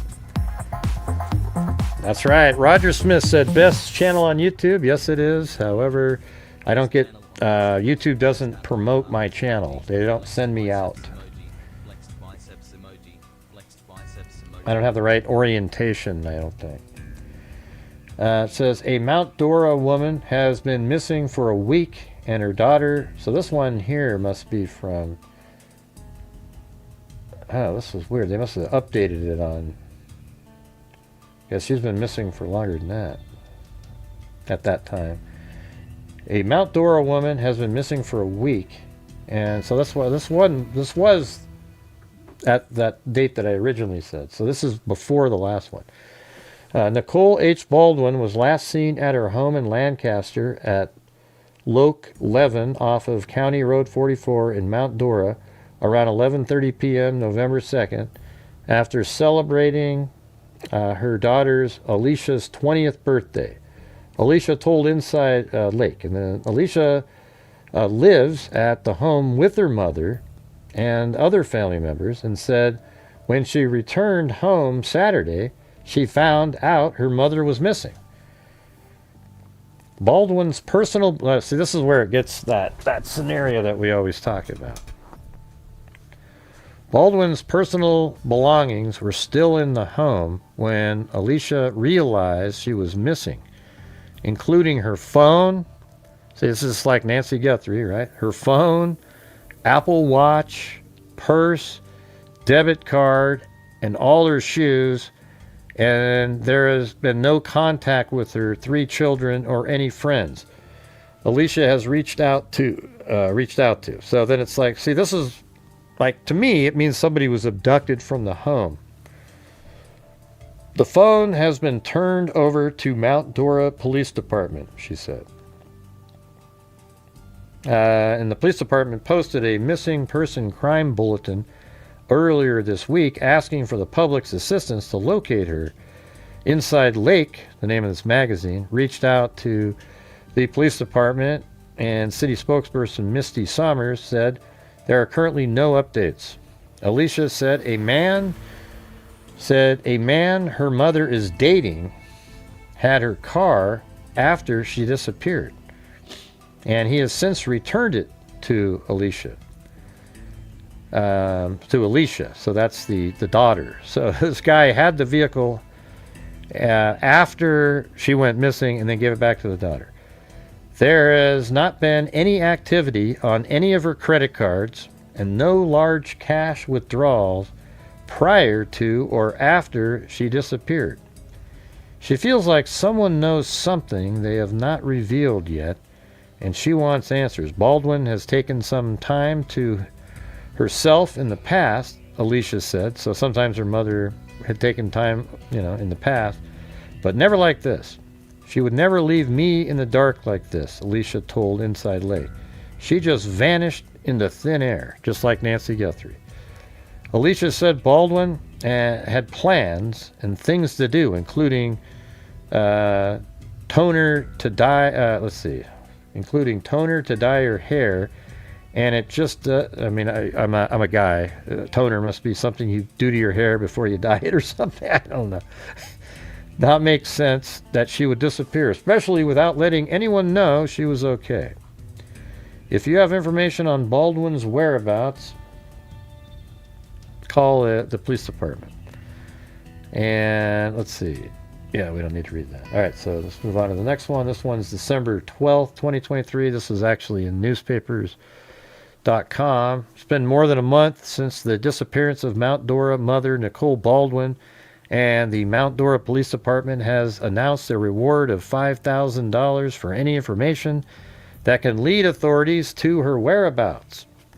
The MPD said that Baldwin was reported missing on November 5th at 11:24 p.m. The 41-year-old was last seen on November 2nd at her home on Strathmore Circle. I guess we can absolutely verify it here. And that's Strathmore Circle. Okay.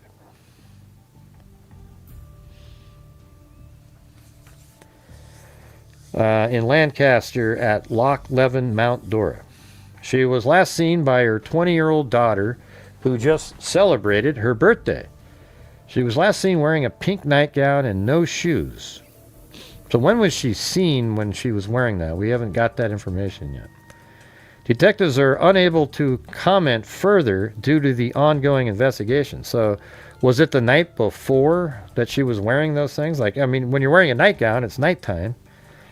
And no shoes, So when, let's say the daughter was over for her birthday, and then they all live there, right? And then the mother goes to sleep at night, and then the next day you don't see her. The last thing you saw her wearing was the nightgown and the shoes, right? Or no shoes. No, Jason Bourne, he's not here because we're not doing Nancy Guthrie. I don't know. He's more into that case. A Facebook group was created, Help Find Nicole Baldwin, which currently has more than 600 members dedicated to keeping Baldwin's story at the top of the headlines. Recently, the group conducted a search and a vigil for Baldwin, and although they came up empty-handed, they continue to encourage everyone to keep spreading the word. First, I want to thank everybody, blah, blah, blah, blah, blah. I don't really care about what the Facebook group's doing, so I'm going to go ahead and move it. And so that was December 12th, and now we're moving to April of the next year, 2024, April 12th, so about 4 months later.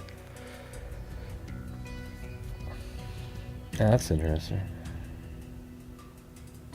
Is this from that time? Let me see. So the Mount Dora Police Department and several other law enforcement agencies searched ponds and lakes near a neighborhood on Friday morning related to missing Florida mom Nicole Baldwin. Baldwin, a mother of three, has been missing since November 2023 after celebrating her daughter's 20th birthday. She was last seen at her home off Strathmore Circle within the Lancaster subdivision in Mount Dora. Police said they are now calling the search for the missing mother a homicide investigation. Okay, that says her daughter previously told Fox 35 that her mom left a lot of her belongings at the house. Are you guys still here? Make sure to be typing in as we're going, okay? And we still need support for the channel. We're not even at 66% yet. So, you know, if we just had like 1 or 2 challenges, man, we'd be right in there. That's the thing. Her daughter previously told Fox 35 that her mom left a lot of her belongings at the house, which was unusual. Over the last few months, law enforcement have conducted multiple searches of her home.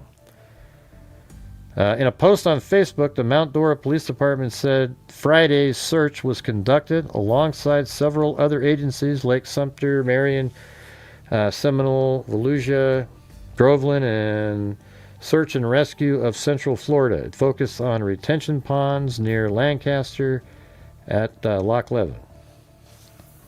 Let's see.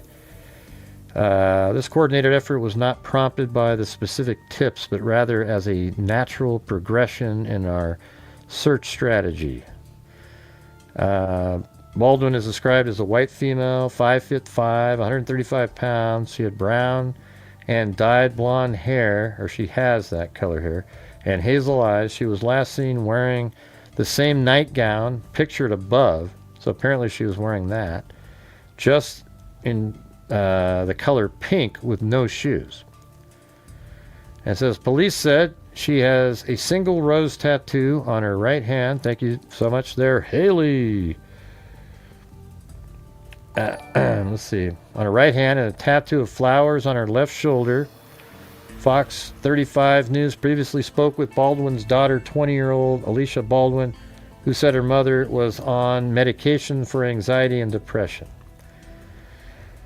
Okay, so the timeline, November 2nd, 2023. This is reportedly the last time Florida mom Nicole Baldwin was seen alive by her daughter. The two had celebrated her daughter's birthday the day before. Okay, but the day before, and then you saw her when, though, right? That's what we'd like to have, is like specific time. Then November 5th, Nicole Baldwin is reported missing. It seems like they took a while to do that. November 28th, law enforcement searches Nicole Baldwin's home for clues as to her whereabouts. Her daughter said all of her mom's belongings were left at the house. December 5th, law enforcement returned to Nicole Baldwin's home. December 14th, Brett Baldwin, Nicole Baldwin's husband, I thought they said boyfriend or something. I don't know. Nicole Baldwin's husband was arrested on a charge of so that's something that was interesting that was in there. Her husband was arrested for obscene material. He had not been named a suspect, arrested, or charged with any connection to his wife's disappearance. April 12th, 2024. So they must have updated it, even though the article here is from, I guess it is April there. So they're saying right here, April 12th, Lake County Sheriff's Office and Mount Dora Police conducted searches in ponds and lakes within the Loch Leven subdivision. Let me see if that, let me play this.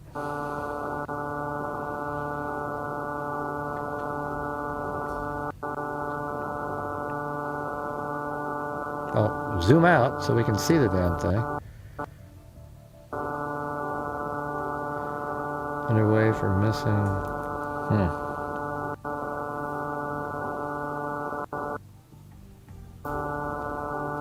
Oh, okay, that looks... Oh, wow. So that's interesting. Let's go check this out, because I think that's where they're searching now. That looks like the same damn spot. Hold on.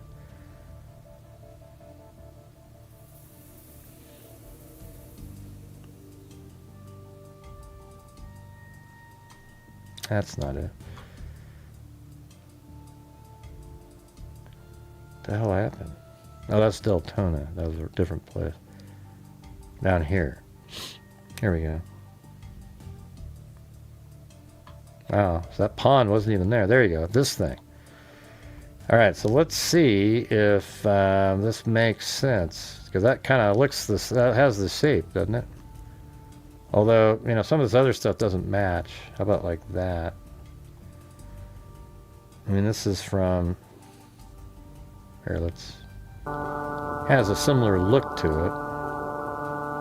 I don't know if that's the same one, but man, look how similar that looks. Is there another pond next? No, there isn't, so that's pretty wild. Guess we'll have to try to find that location where they were looking back then.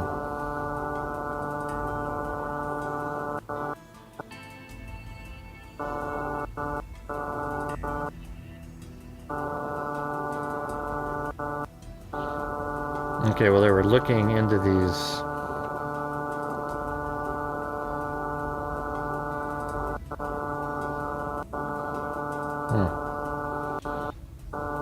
Yeah, I don't know where that is. Interesting. Looks very similar, though. Alright, now we're going to move to April 23rd over here.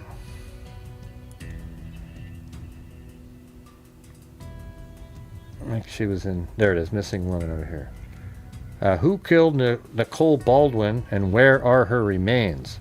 Those are the questions that have stumped police, who first reported the 41-year-old as missing and later as a homicide victim. So look at the police are saying that she's a homicide victim. They're not saying she's missing. All right, so somewhere along the way they have determined that she's a homicide victim. It is not as if they haven't tried to find the answers. On April 12th, the Mount Dora Police Department teamed up with dive teams from Lake Sumter, Seminole, and Volusia law enforcement agencies to search lakes at Loch Leven, a subdivision next to where she lived on Swarthmore Circle. Hey, let's go look at that area again. Really quick. Over at her home.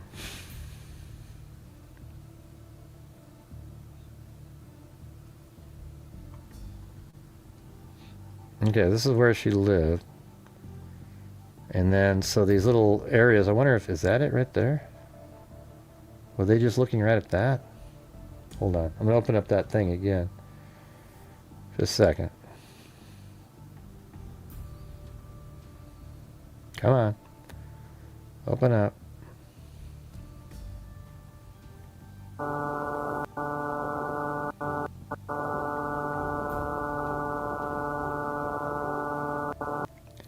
I think this is like right in there. Alright. Alright, let's take a look.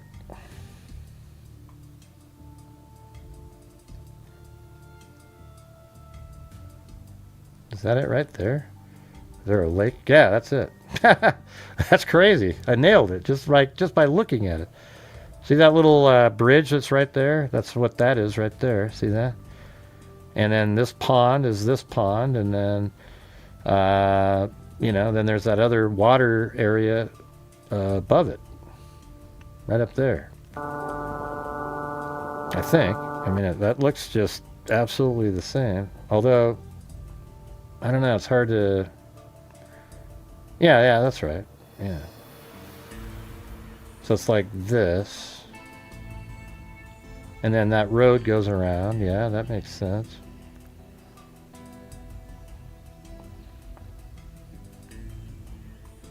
And then that water is right there.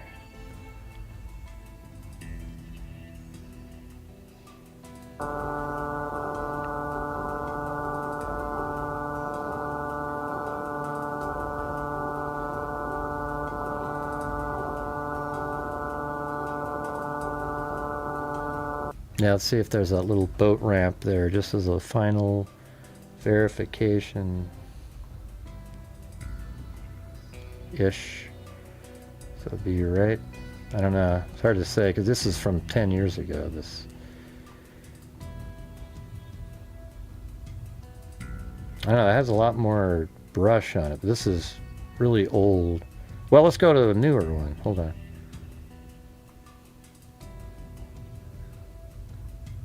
So that's October of 2025.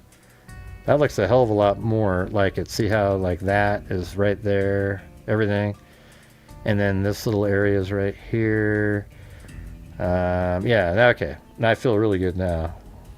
See that? Like that is right here. Then that tree is this one, and this one, and this one, and this one. Okay, so so they were searching in this one in 2024.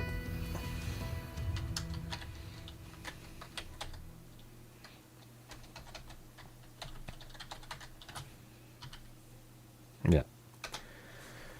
All right. Cool. Yeah, that was one of the quickest ones I ever did.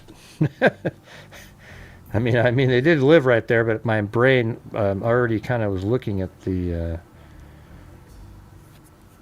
I don't know, for something like that.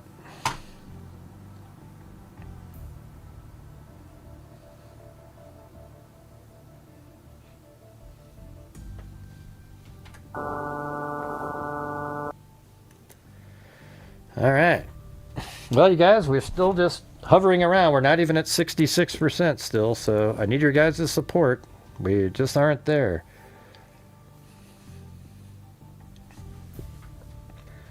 It's extremely hard to solve a homicide without any remains, so we're going to continue to look.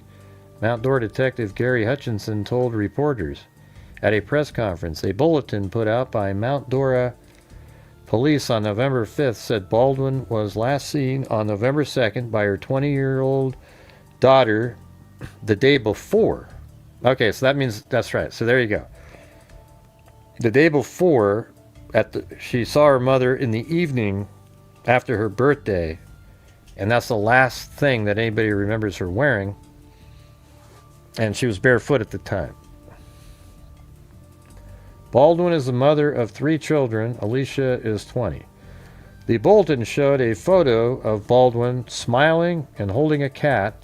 The bulletin said she was last seen wearing a pink nightgown, which was shown in a photo that accompanied the bulletin. She was not wearing shoes. Police said all of her personal belongings, including her purse, wallet, and Apple Watch, were found in the house. Her car was not taken.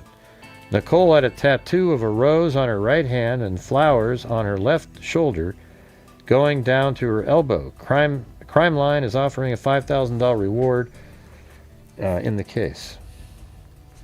Let's see what's on page A2. Terry Rogers has organized community search efforts, including one on April 12th. Let's see. Nicole's husband, Brett, was arrested the following month on federal child pornography charges. Jeez. The department has said the charges against Brett were unrelated to his wife's disappearance. Are they really, though? However, Detective Gary Hutchinson told the Daily Commercial that the search for Nicole led to his arrest. That means they were looking at his phone, and then they found that. A federal grand jury indicted him on 4 counts of possessing images of children younger than 12 engaging in sexual acts. Now you're sort of worried about their own daughter at this point. November 28th, December 9th. Okay, then engaging in sexual acts on the following dates. So he got those images on... Oh, wait, let's do this again. A federal grand jury indicted him on 4 counts of possessing images of children younger than 12 engaging in acts on the following dates. Look at this, November 28th. That's after she disappeared. December 9th, December 10th, and December 11th. Wow. So after his wife is missing, he has time to look up child... wow, that is just ridiculous. This guy, and I think at that point you got to really throw him at the top of the list as the one who did something to her.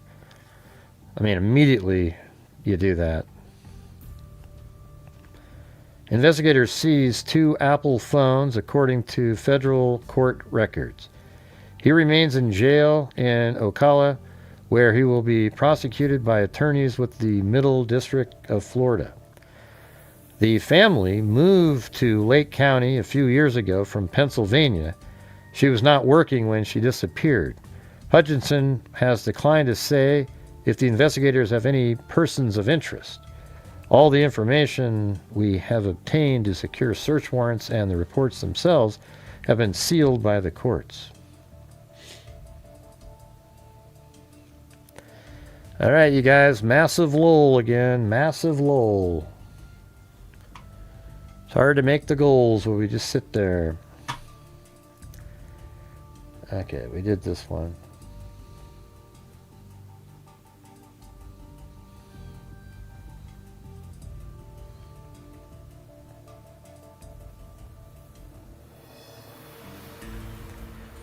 Foul play. Detectives plead for clues after Mount Dora mom mysteriously vanished. Over a year after a Mount Dora mother went missing from her home, detectives are still searching for clues as to her whereabouts. The missing mother of 3, Nicole Baldwin, 41, was last seen at her home on Strathmore Circle on November 2nd, 2023. According to police, Baldwin was last seen by her 20-year-old daughter, who had celebrated her birthday the day prior. Baldwin reportedly left all of her belongings behind, including her phone, purse, and shoes. Investigators do not believe that Nicole Baldwin left the residence on her own, and her disappearance was a result of foul play. A release from the police department, and that's what it read. Hey, thanks, Alley Cake. Man, it's getting really tough in here. Just over a month after Baldwin originally went missing, her husband, Brett Baldwin, was arrested on federal charge of possessing child pornography after investigators said they found the illicit material on her cell phone. So that's the guy right there. Is that this guy? I mean, hell, that sure looks like that could be, doesn't it? The hair and everything. I mean, that looks like that could be that person. What do you guys think? I mean, it sure as hell could be. I can tell you that. Hey, thanks, Wild Bill Wassman. In a complaint, investigators said that Brett Baldwin had moved from Mount Dora to his mother's home in Wildwood following his wife's disappearance. So right when his wife disappeared, he moved away, bringing along his 11-year-old daughter and 13-year-old son. So that must be a stepdad to the other daughter. Detectives added that Brett Baldwin was planning to move to North Carolina soon afterward. The community searched for Nicole Baldwin's whereabouts for months after her initial disappearance, but in April, police announced they were treating it as a homicide investigation. It's extremely hard to solve a homicide without remains, he said that. Yeah. On Tuesday, over a year after she originally went missing, police issued another notice asking the public for clues about Nicole Baldwin's potential whereabouts. The community help is crucial in finding Nicole and bringing answers to the family. All right, so that was on, which one is this? This one is, where's the date? Oh yeah, right there. November 5th, 2024, so a year later. Okay, and then this one is timeline. There's a timeline in this one, so let's see if this one helps a little bit. So what do I need to do, you guys, to get the support going on here? Do I need to do jumping jacks, a jig? I don't have the ability to dance a jig, you guys. I would like to reach the goal tonight. We haven't reached it in, this will be actually like 3 days in a row. The one 3 days ago just was short after YouTube. So Mount Dora, Florida. 1 year after a Mount Dora mother went missing, police are asking for the public's help in the disappearance of Nicole Baldwin. As the investigation continues, below is a timeline. So November 2nd, Nicole H. Baldwin was last seen by her daughter late. That's exactly what I said. Late on November 2nd, 2023, at home in Lancaster. That's why she was wearing the nightgown and had no shoes on. The mother of three left behind her personal belongings, including her phone, which nobody does, Apple Watch, purse, debit card, and shoes. She was last seen wearing a nightgown and no shoes. Then on November 28th, law enforcement announced we're getting to the point where nobody's chatting again because DeBlanco said, okay, about 4 minutes ago. Law enforcement announced they were searching Baldwin's home and they collected belongings in connection to the department's ongoing missing person investigation. Detectives also knocked on doors close to the home. Probably see if they heard something. Right, and then the 29th, Baldwin's oldest daughter, Alicia, told News 6 that her family is moving out of the home, something that she had planned to do with her mom. Okay. I thought the dad moved with the two younger kids. Yeah, that's great, but we need the support for the channel. Okay, so it's November 29th, and then December 3rd. Yeah, she was just in their house getting ready for bed. Yeah, I mean, that's kind of what we're saying. December 3rd, 2023, led by Baldwin's family, a search group canvassed the area near the home before holding a vigil. Family and community members conducted more searches in the months that follow.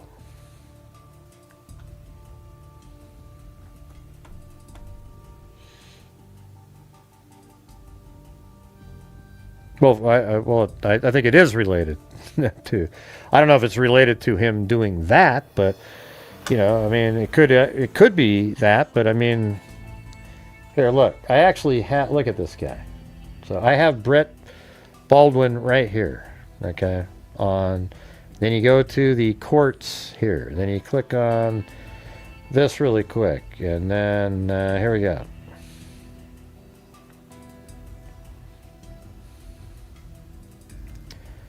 He's got 14, it says unlawful speed, fleeing or attempting to elude, resist, and this is 2011, resist arrest without violence. These are the same incidents. So August of 2011. Possession of a firearm during a felony, again, 2011. Same thing. Flee, elude police, fail to obey law enforcement order to stop. Fleeing and elude. Reckless driving. These are all the same. So one incident, he got all this. Possession of a firearm during a felony. Exceed 55 miles an hour in other. That's just some random one. Driving without a license. Been down here. Unlawful speed. And that was kind of it. But he had a pretty serious, this is probably a felony in here in 2011.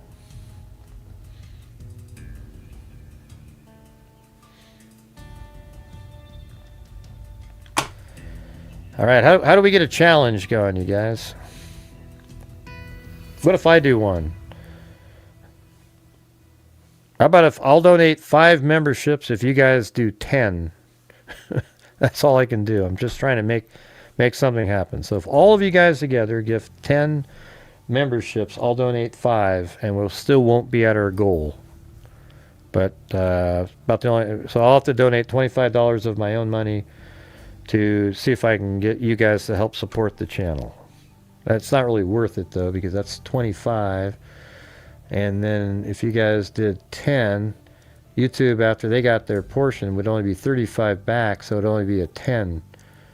Because I would be down. Well, I guess the 25 that I would send in would, I guess I would get 17 of that or something, and then get taxed on it. Any chance, you guys? Just trying to make things happen. We're just not, it's getting really difficult. All right, then December 5th, a $5,000 reward was initially offered in the case of Nicole Baldwin.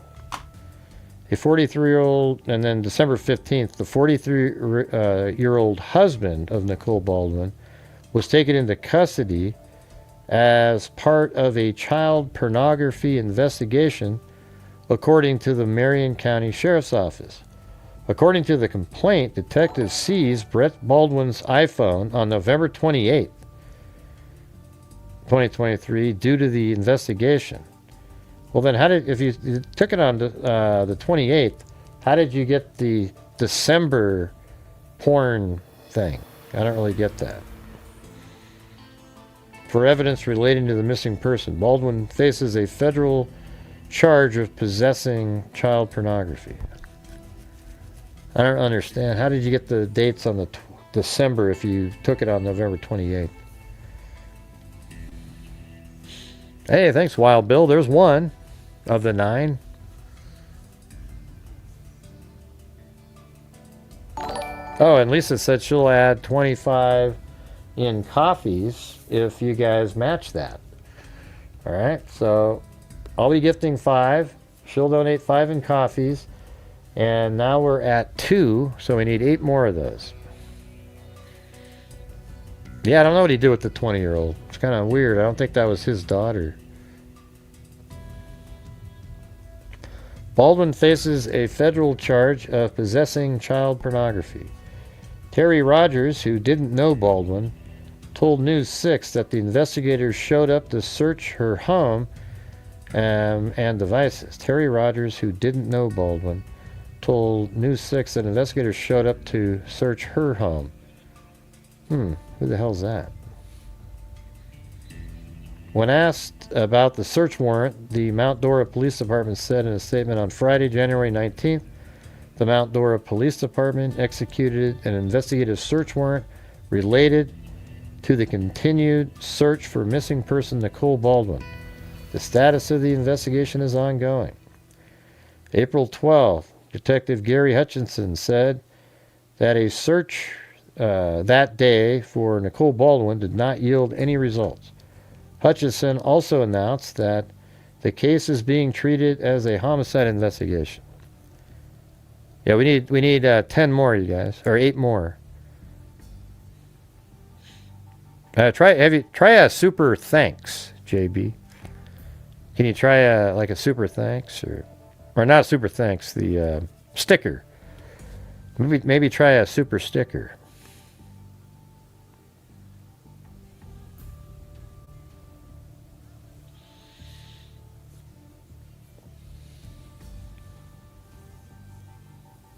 Raise reward from, so on July, yes, so on April 12th is when they decided it was going to be a homicide case.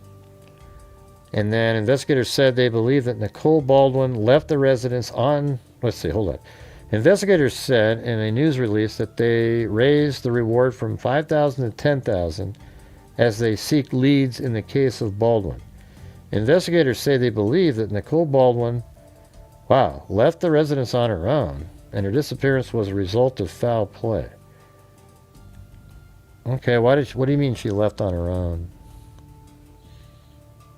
I think that's an error in this, because they said above they think she didn't leave on her own. Yeah, I don't think that that's correct.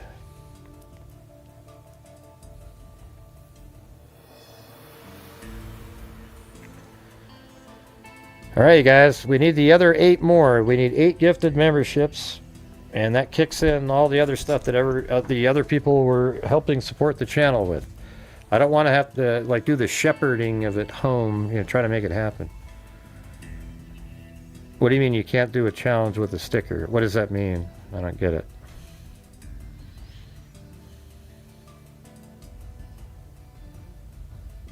It comes up on the screen and we just add it up. It doesn't matter.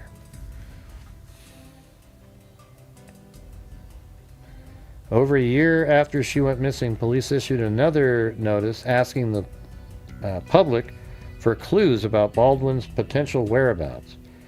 It's been a year since she's been missing, and her family is just drastically or just hoping that she'll be found safe and just some sort of resolution of this case that obtained not only for the family, I'm not sure who's typing there, but for the city, Mount Dora, and for Central Florida as a whole.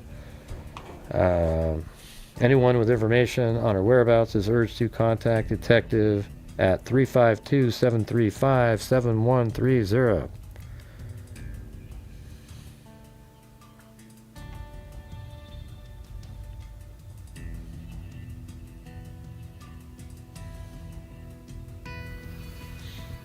Whoa, look at that. It's Phyllis Watson. So what does that make? 5, 6, 7. And did you do one? What happened? That's 7. Right there. Hey, thanks, Phyllis Watson. We need 3 more now. And then that would get us to the, let's see, the challenge number. I guess that's what I'm trying to say. Jaws, ride them, park in Florida. All right, so let's get rid of this one. That was the timeline. Now we're on to November 22nd, 2024.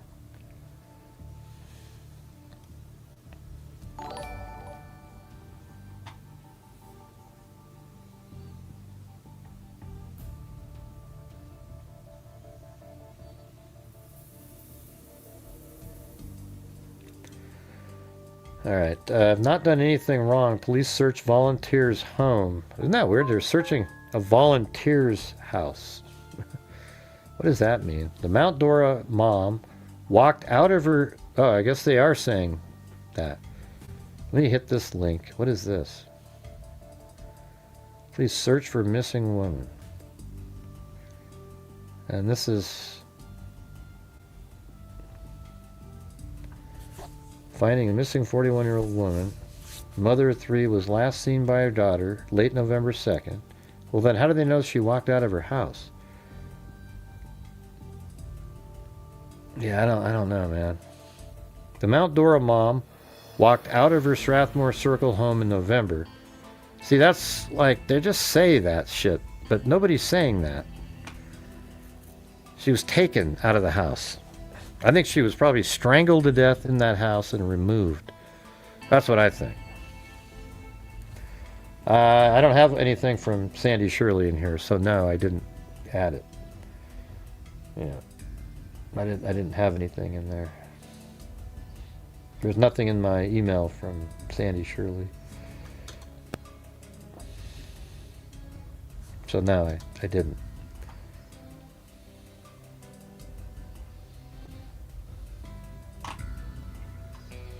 I guess we'll have to wait and see. But thank you, Phyllis Watson there. So what do you think's going on here? Are they really saying that she... Hold on. Not been seen since. There have been countless searches across Lake County to try and find her. News 6's Jerry Askin shows us the latest search efforts to bring Baldwin home. I've not done anything wrong. All I've done is given my time and my emotions and my heart and soul into looking for Nicole. Terry Rogers said it was her home in Lake County where investigators showed up to search last Friday morning. As soon as I opened the door, they all just flooded in. Mount Dora police only confirming they executed an investigative search warrant related to the continued search for missing persons Nicole Baldwin, and that the investigation remains ongoing. You're saying they searched your home? Yes. Again, they took my phones, computer, they took old laptops, desktop of my deceased husband. They think I withheld information, and again... You don't know where Nicole Baldwin is, what happened to her, and... Absolutely not. I have been out there almost every day. She showed me a copy of the search warrant. There is probable cause to believe that the laws of the state of Florida, to wit, second-degree murder, have been or are being violated. What does that mean?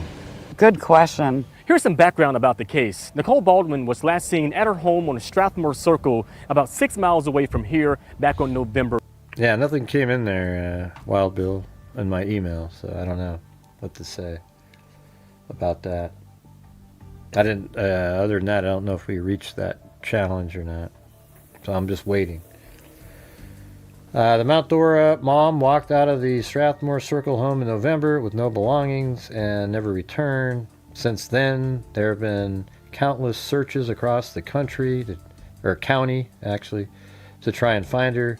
Days after Baldwin was reported missing, News 6 saw police searching her home for evidence. Terry Rogers, who didn't even know Baldwin, has organized several community searches for Baldwin in hopes of finding her. Rogers told News 6 it was her home in Lake County where investigators showed up to search. Man, what do you think that? There's got to be a reason for that. Yeah, it doesn't... I don't have it in my email, though, Sandy, so... Maybe send it to somebody else. I don't know.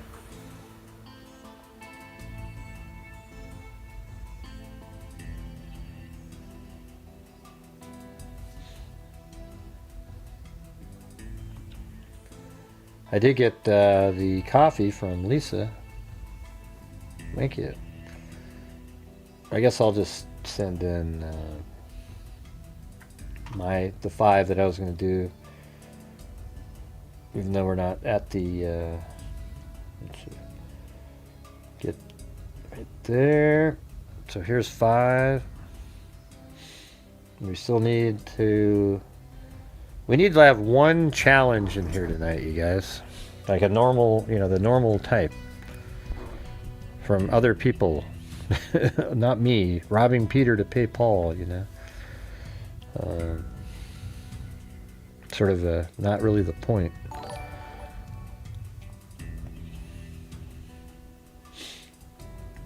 Let's see. So it says Rogers told. So as soon as I opened the door, they just flooded in, said Rogers.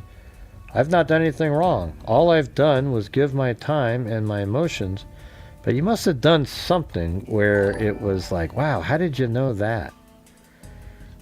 When we asked about Dora police, yeah, we already did that. My niece disappeared going on 8 months in a very similar situation out of Polk County, and her name was Tanya Whip.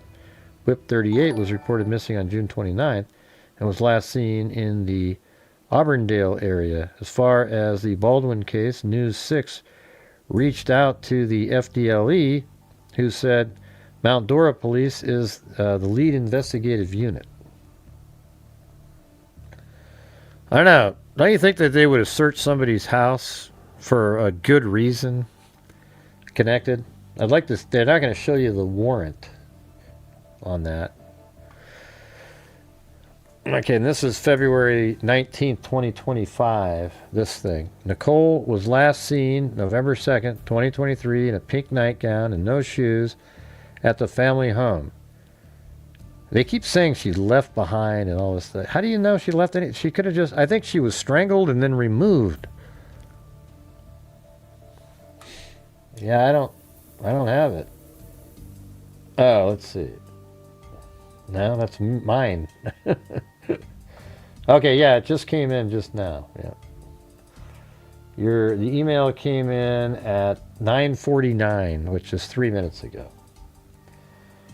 All right. So thanks, Sandy Shirley. Hey, good night, Wild Bill Wassman. Thank you for your help again. Appreciate it.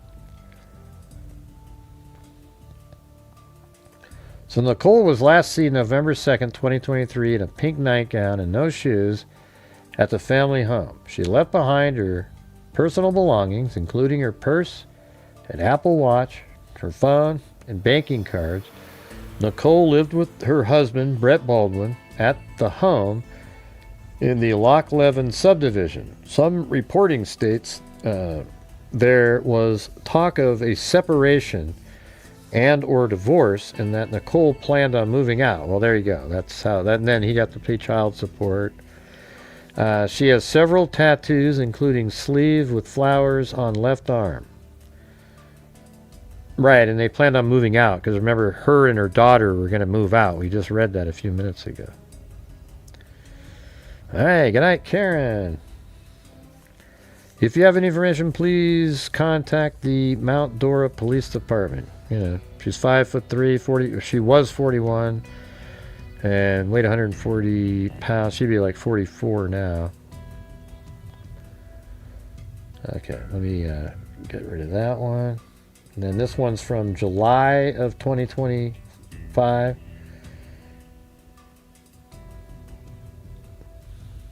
See, this is what a case looks like that you immediately start going, okay, yeah, that Brett has something to do with it.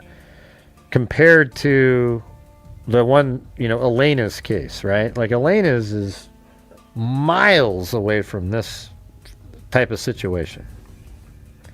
You know, but this is what people are trying to make, like do gymnastics to make Elena's case like this one. And it just isn't. At this point. I mean, maybe there'll be some crazy thing that develops, but this right here is one of those classic cases, right? And, you know, they're interesting anyways. The husband of a missing Mount Dora woman has been sentenced. Listen to this. He got 15 years in prison after being arrested for possession of child sexual, you know, he got 15 years for that. What we know now. On Friday, Brett Baldwin was sentenced to 15 years in prison for possession. So they went, I bet you the judge, you know, whatever happened, something else was known. I don't think he went to trial. A complaint from Homeland Security alleges that a Florida Department of Law Enforcement special agent discovered that Baldwin possessed multiple videos, of CSAM material. On November 28, 2024, detectives with the Mount Dora Police Department seized Baldwin's phone while executing a search warrant on his home. You know, it's weird, though, is I don't understand. Remember the one article that talked about... it was 2024. Okay. I see. Yeah, so I think one of the articles said they took his phone on November 28, 2023, but it's 2024. So that makes it incredibly interesting that the CSAM material was from the year before. It was on November and December of 2023 while his wife is missing. He's looking up that stuff. I mean, that is insane, right? So seized Baldwin's phone while executing a search warrant on his home, court records show. Baldwin was arrested in December of 2023. Officials said Baldwin... Okay, so he was arrested in... Wait a minute. On November 24th, seized Baldwin's... How come this is so confusing? On November 28th, they took his phone while executing a search warrant on his home. And then it says Baldwin was arrested in December of 2023. He had thousands of files depicting CSAM. Well, but how come it took you so long to get his phone? Or is this like, see, that's why it seems like this is, it should say 2023 there.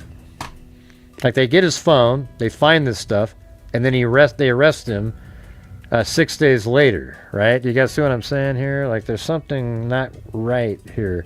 Like this should say 2023 there. But anyways, whatever it is, they got his phone. After his first phone was seized, that was first phone, by law enforcement, investigators said Baldwin obtained a second phone. Oh, there you go. That's why they've seized another phone on November 28th. Okay, never mind. After his first phone was seized, so he got his phone seized. The first one was probably in November or December of 2023. And then, so he goes, after his first phone was seized by law enforcement, investigators said Baldwin obtained a second phone. The second phone was later seized and searched pursuant to a warrant. Officials found that Baldwin had downloaded thousands of files depicting CSAM onto his second phone. Baldwin was indicted on December 20th, 2023. And, oh, okay, and then that's the phone. So the second phone. Let me,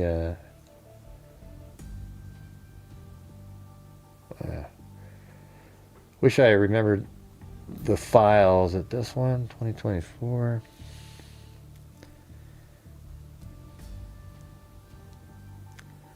Seen on November 2nd by her daughter. There was one that had listed the dates that the, it might be this one.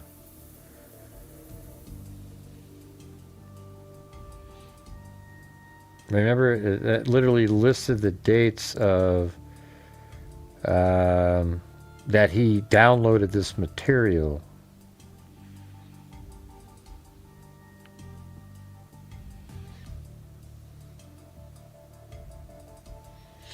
Just a second. I'm just looking for it.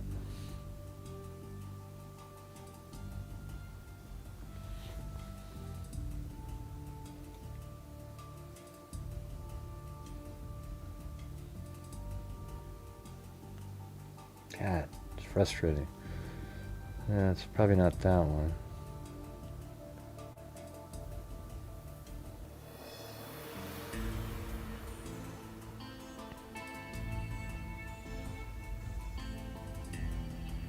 So it says Alicia said a man her mother is dating. Why do they say that? That's her. Maybe she doesn't consider him his dad.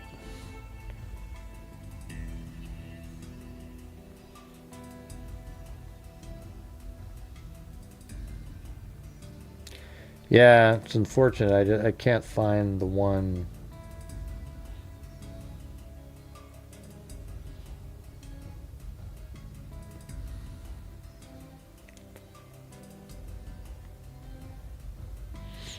I'm sorry, I'm kind of lost where I was. I'm trying to find it. Okay, that's from now.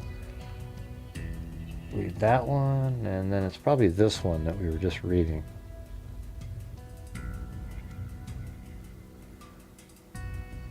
Okay, yeah, so after his first phone was seized by law enforcement, investigators said Baldwin obtained a second phone.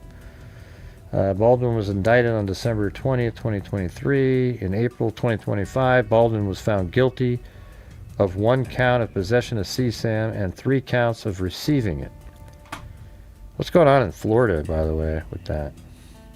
All right, so any chance we can do one challenge in here tonight, you guys, and we'll have actually made a natural goal. Just one. Her personal belongings were left at the house, including her Apple Watch, purse, card, and so forth. In April 2024, police updated the search for the missing mother, calling it a homicide investigation. And then Brett Baldwin has not been named a suspect, arrested, or charged with any connection to his wife's disappearance. I don't know. That's July 26th. What do they have this in here? What's this about? So that's that same clip. All right, and then we start moving into like 3 days ago. So this is where they're searching right now, is this little, they're dredging this thing. Officers with Mount Dora Police Department sift through dirt in the search for evidence related to the missing persons case of Nicole Baldwin. What the ultimate goal is the resolution of her location and her whereabouts. Baldwin was reported missing back in 2023. In 2025, the department received information indicating a potential connection at a retention pond on DeBerry Avenue in Deltona. With assistance from the Florida Department of Transportation, the department spent 6 weeks draining the 4-acre pond. We're not going to stop, and we're going to come to a definitive conclusion one way or another in the assistance of the family and the community. Deputy Chief Jim DeLue. It says the search for a missing Mount Dora woman continued this week. In November of 2023, Nicole Baldwin went missing and was last seen at her home in Mount Dora. It was not until the spring of 2024 that police decided to call her disappearance a homicide investigation. Since her disappearance, Mount Dora police have continued their investigation, but a tip they say they received in 2025 has now directed them to search a 4-acre retention pond in Deltona. With assistance from the Florida Department of Transportation, the department spent 6 weeks draining the 4-acre pond. Since then, officers have excavated the area, continued to sift through the dirt, and used metal detectors on Wednesday. The ultimate goal is the resolution of her location and her whereabouts, Deputy Chief Jim DeLue said. Cadaver dogs have alerted officers to 2 locations within the pond. DeLue says that just because the dogs have alerted the area does not mean there will be evidence found there. DeLue says crews couldn't pump the water last year due to the rainy season and lack of mechanical tools. We're not going to stop, and we will come to a definitive conclusion one way or another in assistance to the family and community. DeLue says they have not recovered any evidence from the retention pond or the surrounding woods. The department says officers will continue to search the area for the next day or so. If they do not find any evidence by then, they will clear it back to the county and say at that point that they will be certain they eliminated the area from having any relation to the investigation. According to DeLue, I wonder if it was a psychic. Brett Baldwin, who is Nicole's husband, is currently a person of interest and explains that there is a pool of people they are looking into. Baldwin is currently in federal prison after being found guilty of possession of child CSAM material and 3 counts of receiving it. He was indicted in December 2023, about a month and a half after his wife Nicole went missing. And they also said that he downloaded the stuff after she went missing, like within a couple weeks.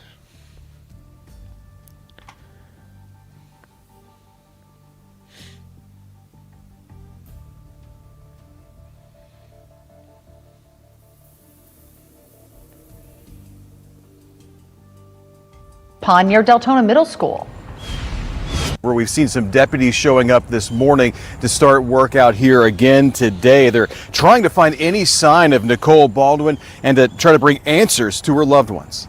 That's where they're at I wish I would have just showed my love for her more, like celebrated her more on Mother's Day.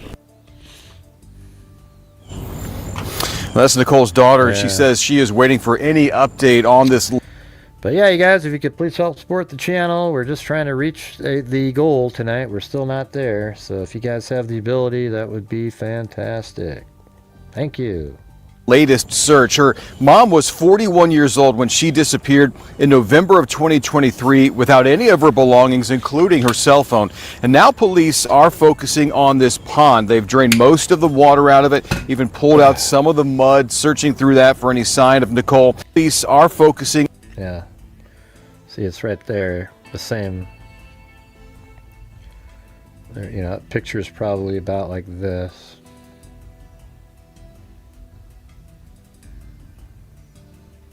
maybe a little wider angle. Well, let's see.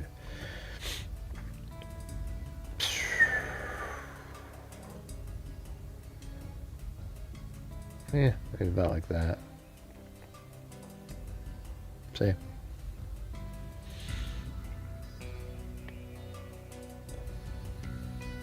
On this pond. They've drained most of the water out of it, even pulled out some of the mud, searching through that for any sign of Nicole. It's along DeBerry Avenue between Enterprise and North Roads, not far from I-4, and as we said, behind Deltona Middle School. Investigators have done a lot of other searches in the past, including in bodies of water throughout Central Florida, and the chief told us that they've been working with the FBI and the FDLE to sift through leads. That is what led them to this latest pond. You're not going to see me or the Mount Dora Police Department give up until we have a successful prosecution, and that is it. At this point, the chief says they have not found anything at this pond. No. What lady's husband? I don't know. Did she say her husband died? You mean the sleuther person?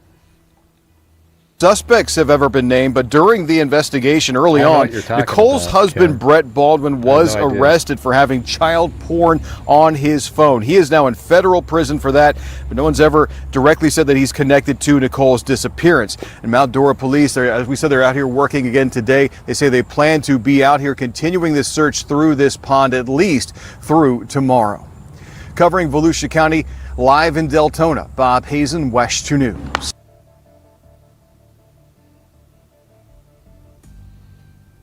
Yeah, there was that one.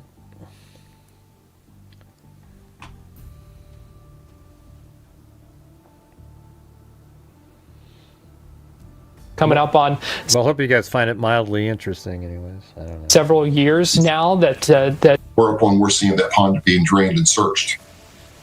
And this is one of those cases where we know they have brought in equipment. We know they have brought in dogs. They have done so much. Talk to us about some of the work that goes into cases like these, but some of the difficulties that that arise.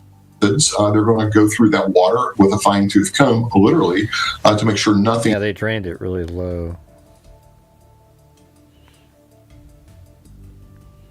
Yeah, I don't know. I think the daughter just called him that. Like, oh, it was just her boyfriend. She didn't want to call him her dad. That's what I think. Or, I mean, maybe she was dating somebody else because they were apparently, you know, and then maybe the husband found out about it. And mud and sand. So they're going to have to get down deep. Things actually sink into the mud. So it's going to be a lot of work, but it was a complete full body here. But what you're going to find is skeletal remains. You know, you have vegetation, you have fish, you have other items that is going to eat away the body. So the desperately want answers, and so I'm curious what the kind of mentality is for law enforcement officers, detectives, whatever the case might be. Detectives, you know, could this suspect strike again? We know that the husband is sitting in prison for 15 years for computer-related crimes. If that's the person of interest, he certainly wouldn't be a threat to the community, but they really haven't jumped out in front to say, hey, he's our person of interest. Yeah, I think it's kind of obvious.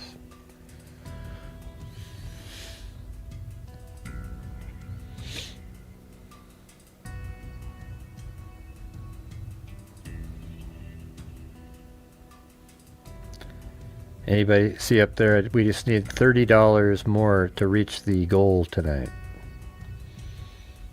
Just trying to make it happen. We didn't reach it last night, trying to do it tonight.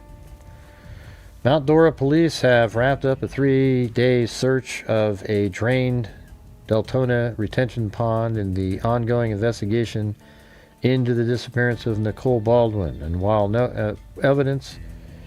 actually, Elise Goff sent me this email, or just about this story, so I looked it up. And while no evidence was found, investigators say the case is actively moving forward.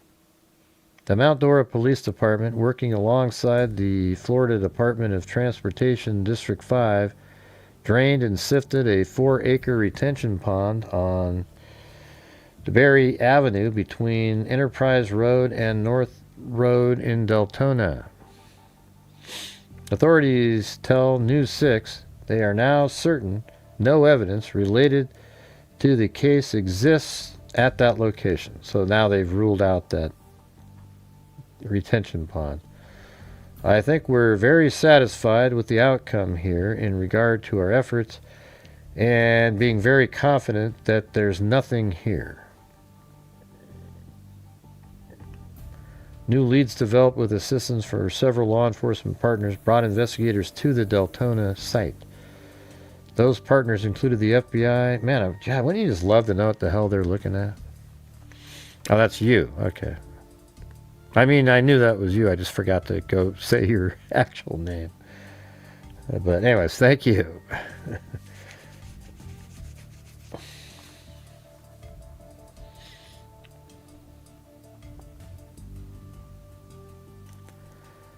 Yeah. All right. What else? Yeah, I don't know. I bet you that's that. I bet that's him, unless the guy happens to be out of this truck. But that's what he looked like, and it looks like the garage door is opening. So I wouldn't be surprised at all if that's the guy.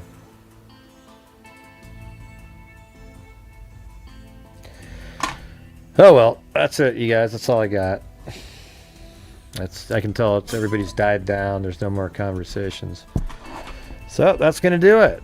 Another day we didn't reach the goal, but hey, you know, we weren't too far away. You know, we almost got somewhere. At least we've already locked in 1,000 that we've given out this month so far.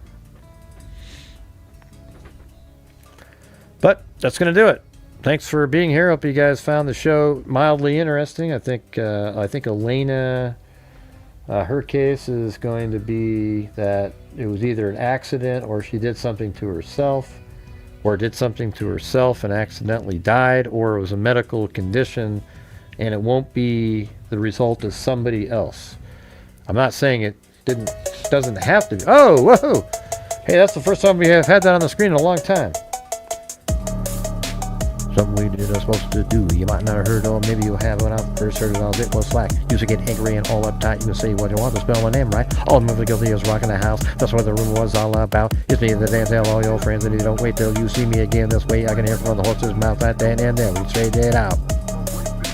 Crew going around about me and the crew about something we did are supposed to do. You might not have heard of them.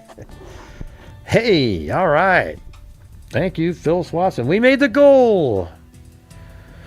Goal!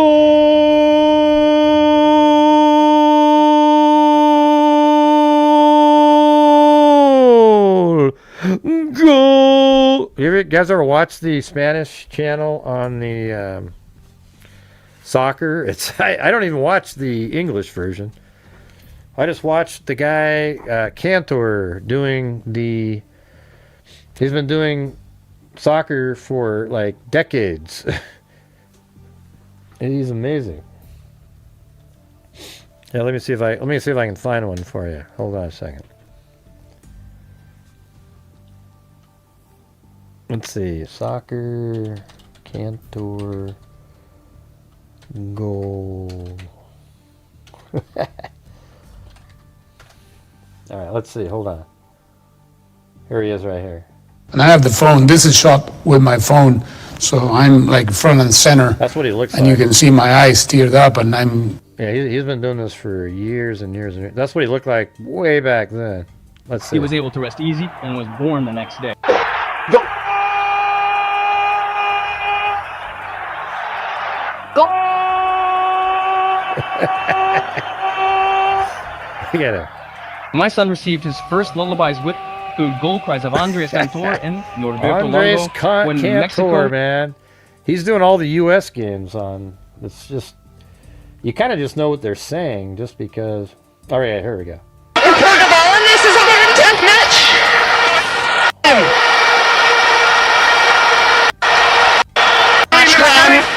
Here comes Coutinho.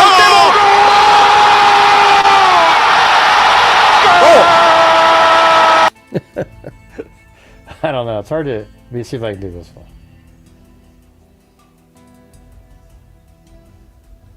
We Latin American didn't play.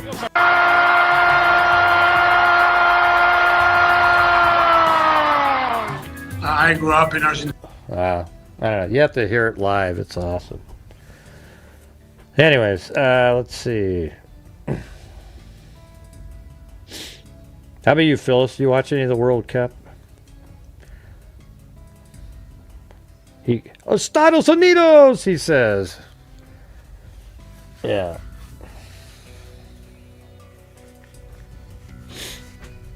Yeah, it's just so great. Especially that game against Panama. He was going nuts. His team is Argentina. So when they won the World Cup the last time, he was, he was crying as he was yelling goal all over the place. Anyways.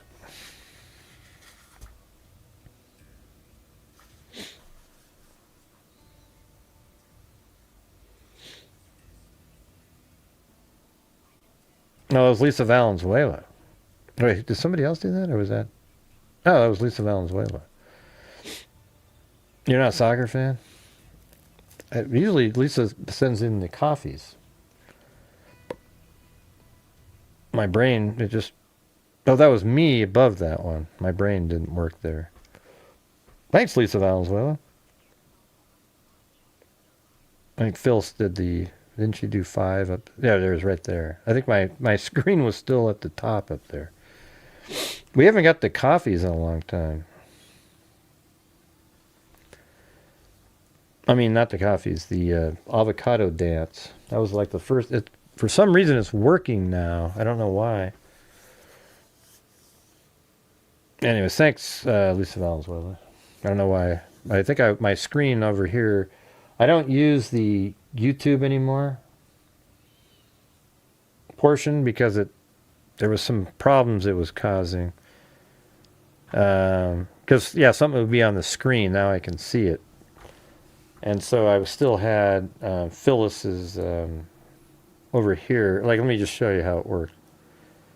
Can you guys see? Like, it's kind of, it'll double up because it's mine. But this is what it looks like. So it was kind of like over here.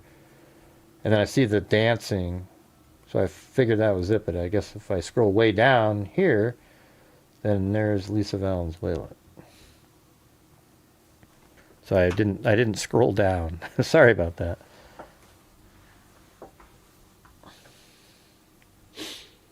Yeah.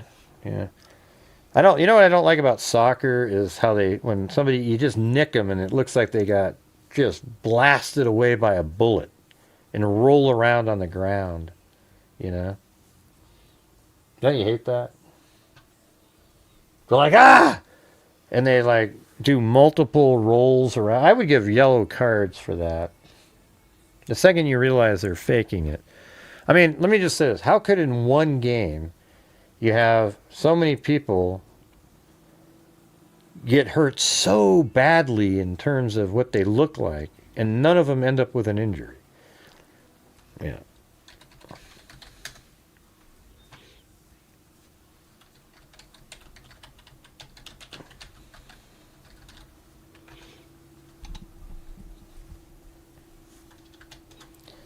Here, let me see. Let me see what these guys...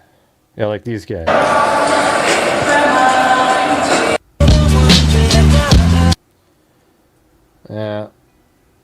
Yeah. Best flop soccers.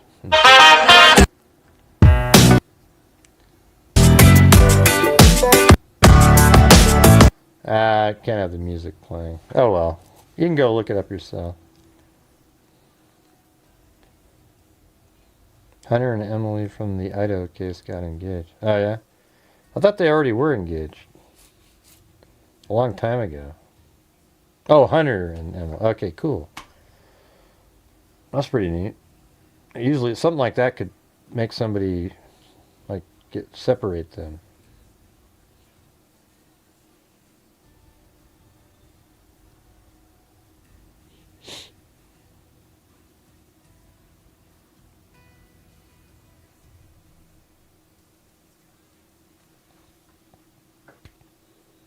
I was thinking of Olivia, the YouTuber, and yeah, all these marriages coming out of that.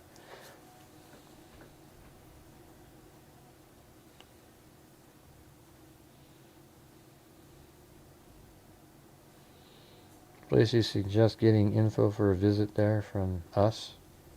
What do you mean? Oh. I've been to Ireland. The country Ireland. I mean, you know, there's the one that's occupied by England or whatever, but Southern Ireland. I've been there. I went to God, so many. I played. It was a golf trip back in 2000, I think. Played at Ballybunion, Tralee, The Dukes, Old Head was one of them. That one looks sort of modern. Waterville. We were like in the Ring of Kerry area sometimes. Stayed over at a town called Killarney. That place is amazing, man. Hey, you still here, Phyllis? I don't know if you were here yesterday, but remember that case we were doing from 1911 the other night that you liked? Maybe we should just jump over there really quick. I found a whole bunch more stuff on that. But look at, here's Killarney. Look at this place.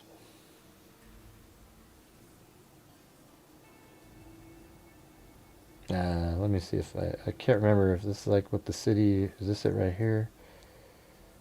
Yeah, look how, isn't that amazing? I would live there. This is so cool.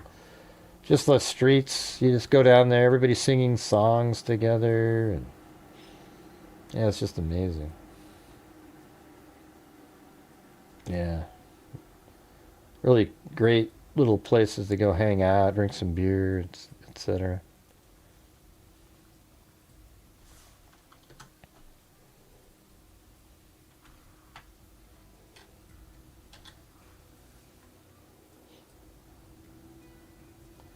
See, here's the 1911 case that we were talking about. And then it got kind of weird after a while. Let's see. Remember the lady, she was, her head was missing. We found the location after all those years, you know, like, I mean, not, let's see. There was missing the head, but we found the location after, you know, 100 and some odd years. Just based on a little map that they put in the papers. But right here it says a warrant charging murder was sworn out today against Charles Jones, the black husband of Bertha Courtney. See, Bertha Courtney, we determined on the show, they actually identified her, the body. You know, the parents came in and identified, etc. They used the word for black people that they used back then, not the incredibly derogatory term, but still a derogatory term that they used back then. But it says the white woman whose body, see, now they're referring to the color. See, that's where it's like, okay, geez.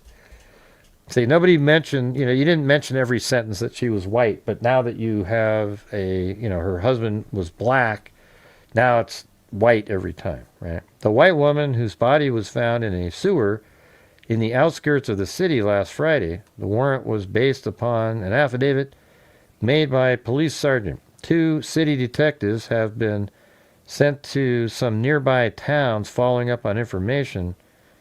It said Mrs. Ella Courtney of Hinton, Kentucky. Well, I don't know. Anyways, this is where they mention his name the first time. And then we just kind of keep going here. To produce Bertha Courtney's black husband made by man who inquired about reward. Despite many stories to the contrary, which have recently been circulated, Chief of Police Jackson yesterday expressed his firm belief that no mistake has been made in identification of the body of Bertha Courtney. Notwithstanding the fact that the body and clothes have been positively identified as those of Bertha Courtney, several persons have within the past few days come forward with statements that they have seen the woman within the past week. The fact that these 3 persons did not talk to the woman or follow her to find out where she was living shows sufficient evidence of the falsity of their stories. Upon closer investigation, it was found out yesterday that there is no likeness whatsoever between the signature to the letter received by the police Thursday purporting to come from the black person named Charles Jones, that placed by the black to the record of his marriage on file, let's see, in the books of the probate court. No positive trace of the black person has yet been discovered by the police, although many tips are still being received by the police as to the probable whereabouts. Practically all hope of ever finding Bertha Courtney's missing head has been abandoned. A man who refused to give his name called on Chief Jackson yesterday and wanted to know how much reward is being offered. Anyway, so you got that one. And then we go to August 14th. This is 1911. For those who were actually following the other day. Let's see. He's told of threats made by the victim's husband were described again before Coroner Coe in the inquest. See, in some ways it feels like this person was railroaded in here. I don't know, it's weird. Into the death of Bertha Courtney, whose headless body was found in the Bloody Run sewer. That's actually what the sewer was called, Bloody Run, near Norwood 10 days ago. No new evidence of importance to augment the obtained by police was adduced, however. Relatives of the Courtney woman testified last week. Pearl Nelson of 417 George Street, where the Courtney women formerly lived, was the first witness Monday. She told of visiting Bertha Courtney, that's the victim, at a house on Plum Street after the woman had married Jones. She said Jones arrived and began abusing his wife, threatening to cut off her head with a razor, she said. The Nelson woman told Coroner Coe that Bertha Courtney had told her she became acquainted with Jones when he took her part in a fight during which a black woman struck her. So a black woman struck her, then she fought, and then that's when she met Jones, and then they ended up getting married. Well, Jesus. Jesse Courtney of 2336 Price Hill Road, a brother of the murdered woman, told Coe he urged his sister to leave the George Street house, but did not tell her that he would make her leave. Maud Clark of 417 George Street was questioned by the coroner as to the positive connection between the suicide of Grace Hamilton some time ago, the murder of Bertha Courtney, and the murder of a black man named Johnson. She denied knowledge, or a black named Johnson. I don't know, that doesn't say man or anything. She told of Bertha Courtney going to her house as a refuge from her husband and of being taken away when her husband came with two policemen. Tell of attack. Patrolman Conway Baldwin and testified they accompanied Jones to the George Street house to get his wife to leave. They also told of finding the Courtney woman after she had leaped from a window on Plum Street when she said her husband attacked her. Marshall Wilson of 1633 Hopkins, this is like a coroner's inquest, testified he saw a Surrey stop near the Bloody Run sewer on the night of July 28th, and that two men and a woman alighted and walked towards where the body was found. The two men, he says, returned hurriedly and drove away. The woman, he says, did not return. His wife corroborated the testimony. All right, so this is like some coroner inquest here. And then on August 15th, the Hunt white man in Courtney case. Like, what is that? I don't, it's like, what are they talking about? At the request of Coroner Coe, the police are looking for a white man who formerly was known as Bertha Courtney's husband. So he was the previous husband. The coroner's instructions were to arrest the man as a witness. The name of the man was not made public, but Coroner Coe said he had been dodging service since the investigation of the Bloody Run sewer murder, in which the woman was decapitated.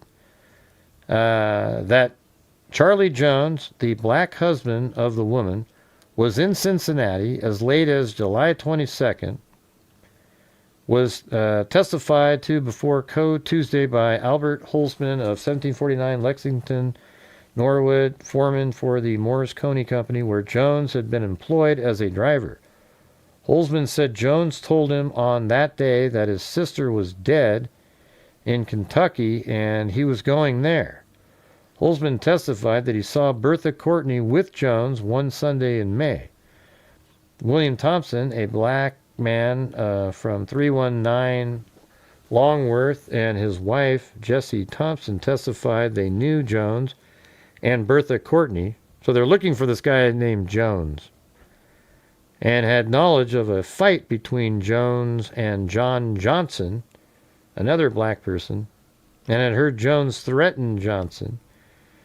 The latter was found dead in Cumminsville 2 weeks ago. Wow, so, you know, this other guy is dead associated with the same person.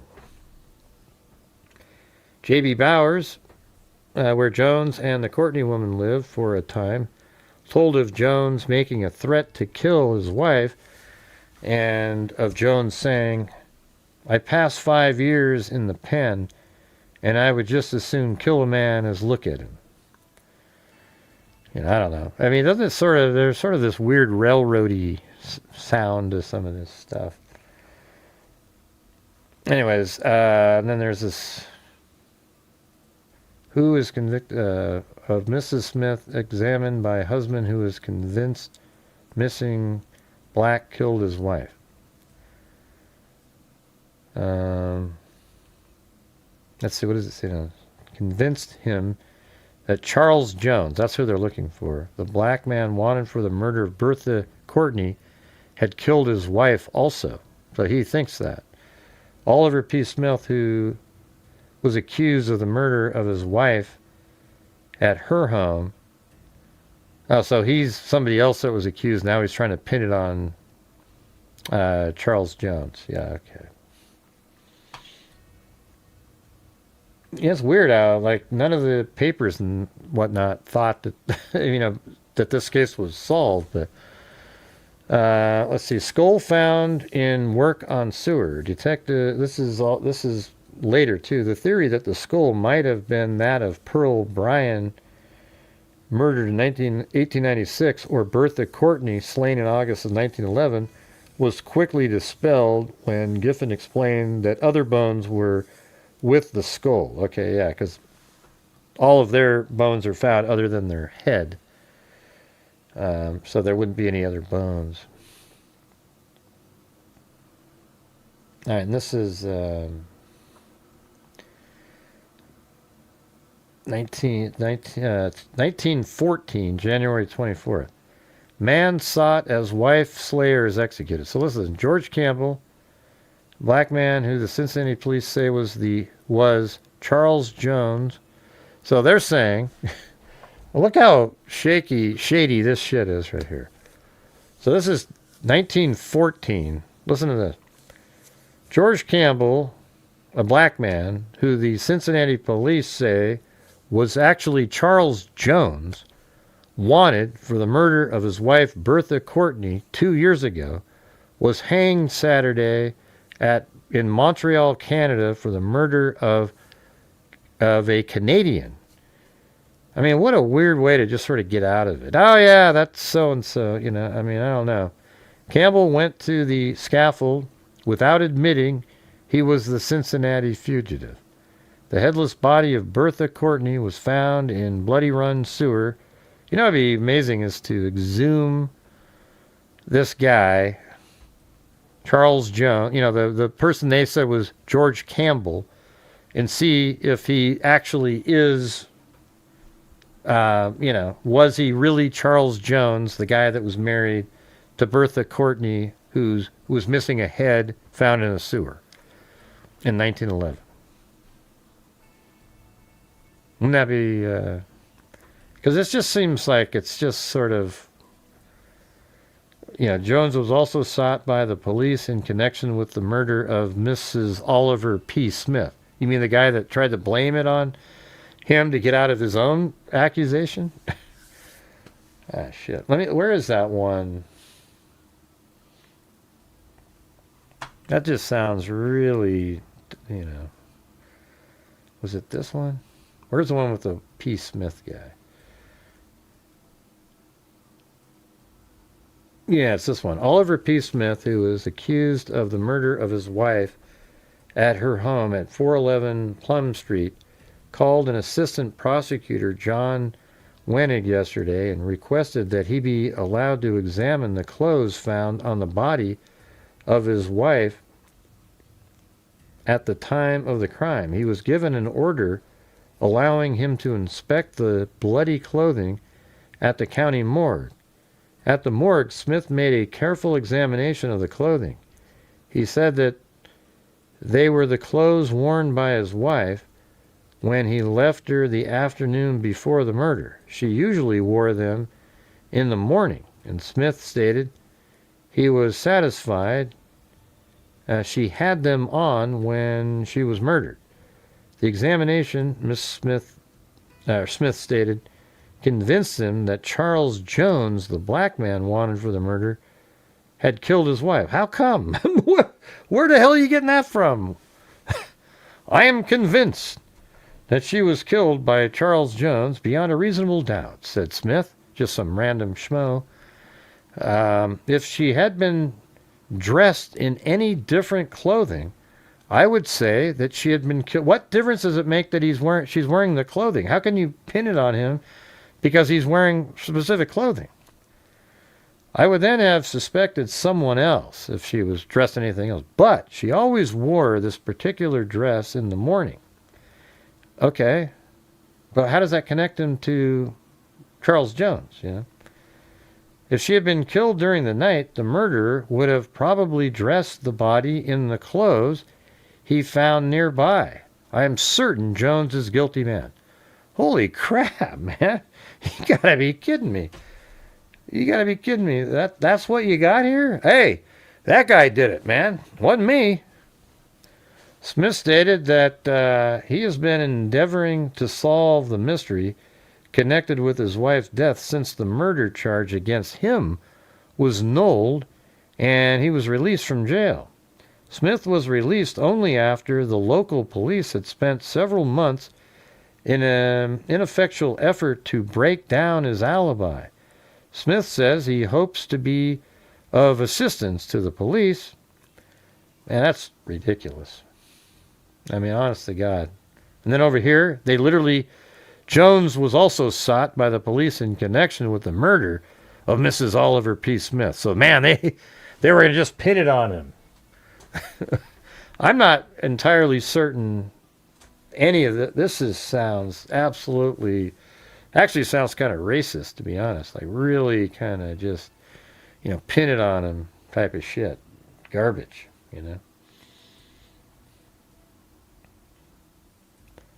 Don't you guys think that? I mean, you just read this stuff and it's just outlandishly stupid, Let's see, that one should have been even before that last one. Prisoner may be murder suspect. Chief of Detective Crawford sent to Police Department of New York Saturday a picture of Charles Jones, alleged murder of Bertha Courtney. So they were looking for him for a long time. And yeah, they're still looking for him even in like 2013. Right here. So they have Montreal to believe they have Charles Jones wanted here for murder. Montreal, October 30th, a picture published in a police magazine bearing a strong resemblance to William Campbell, who will be placed on trial here next week for the murder of Charles Muir, has led Inspector Cowan to believe that Campbell is wanted in Cincinnati under the name of Charles Jones for several brutal murders committed 3 years ago. Man, I don't know. This just sounds ridiculous. This guy's like, he was accused of killing his wife, so he goes, "Hey, how about that the Jones guy? I think he did it. Because my wife would have been wearing something different." What does that have to do with anything? Do you know where Charles Jones was? Man, that's the kind of stuff that just drives me nuts right there. Anyways, right. That's exactly right, Phyllis. I mean, it's just sick, really. So I don't know. I don't know if that case... I think they did identify the victim, but, man, I don't know.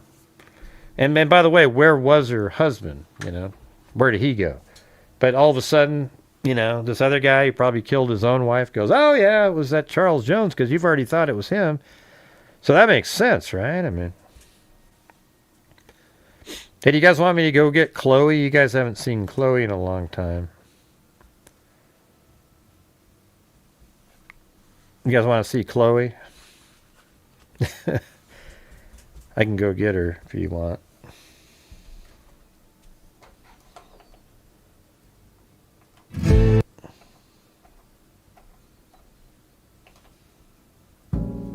All right. Yeah.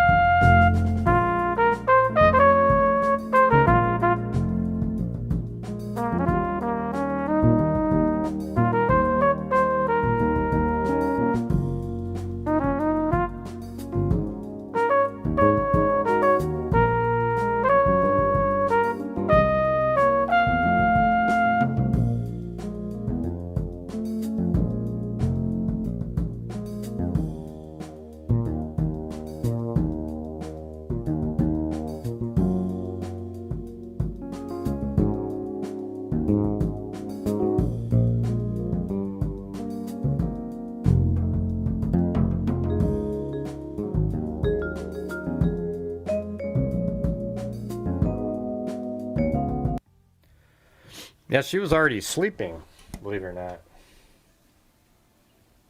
But here we go. Oh, there she is. Her hair's kind of mangled up, but hey, everybody. She's like the best dog ever, There you go.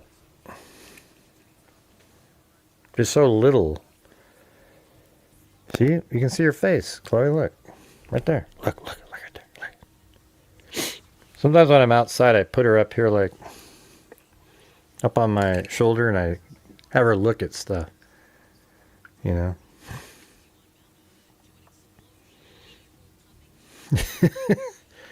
look it. Look it right there. Look it. No? Okay.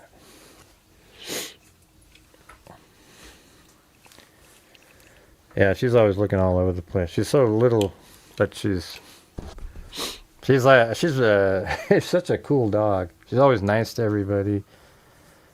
Benny's always growling and barking and getting mad. You know what I'm saying? Yeah, it needs a hair brush for sure. But, you know, she's really scraggly. Looks like a... I mean, you could brush her hair 5 minutes later. Doesn't do anything. She's looking at it herself. See that? Look, it's you. See? Oh, yeah. Sometimes she's all wiggling all over the place.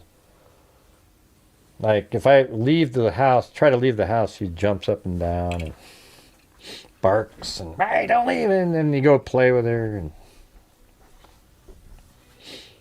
that's Chloe. One of the freaks named her Chloe. I put a community post. A perfect name, I think.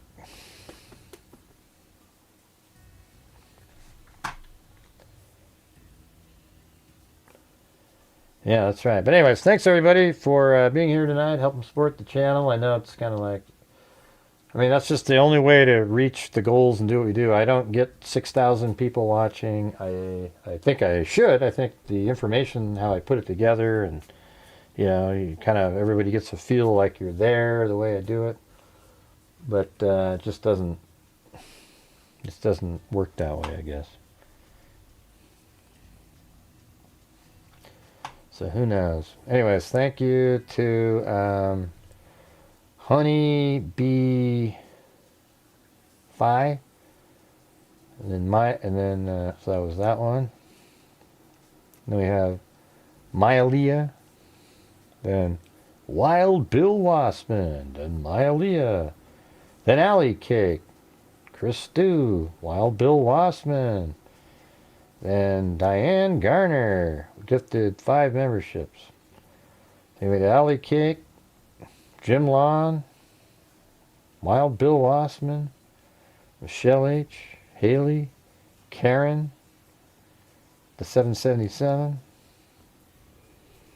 and then Wild Bill Wassman, then Stacy Facey, Alley Cake, Wild Bill Wassman, Karen, Haley, then JB7000 gifted 5, then Wild Bill Wassman, DeBlango, Wild Bill Wassman, Karen77, Alley Cake, Michelle H., Jim Lawn, Lisa Valenzuela, and then Lisa did a coffees, and then Sandy Shirley did a PayPal.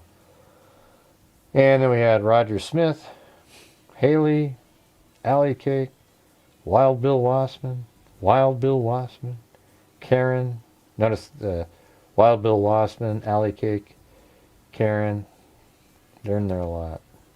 Thank you guys.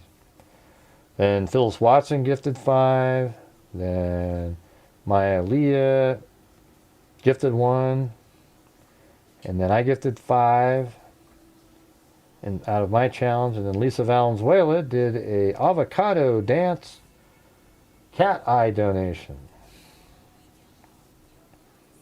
So thank you. Thank you guys, really appreciate it. Hopefully one of these days we'll get back to the point where I don't have to, like we got enough people where people are supporting the channel, I don't have to say anything. I don't like having to ask all the time.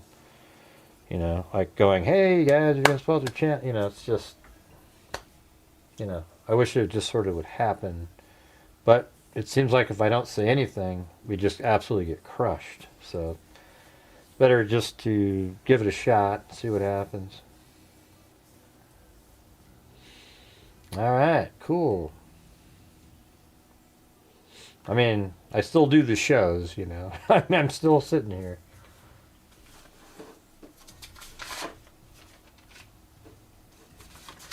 All right.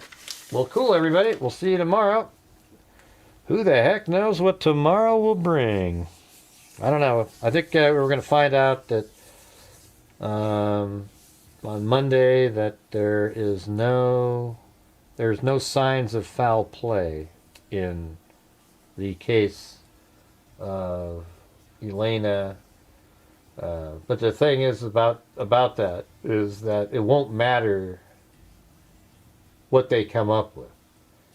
You know, no matter what the coroner says about Elena Moore, mark my words that you'll see YouTubers and other people who aren't going to be satisfied with that because they've got angles to pretend they have information on. Okay? It's just, that's how it's going to go. All right? Won't matter at all. When the toxicology comes out, that might be the time where some go, okay, because then they can't trick the viewers anymore. All right? However, I'm saying that because that's what I believe is going to happen. It could be that on Monday they say, oh, wow, they found signs that she was smothered or something. Then I'll be like, holy shit, okay, well, you know, I'll look at it differently. But I'm looking at it the way I'm looking at it because that's what I see so far. All right, hopefully, you know, I hope that is the case because then there's really no nefarious action by somebody else.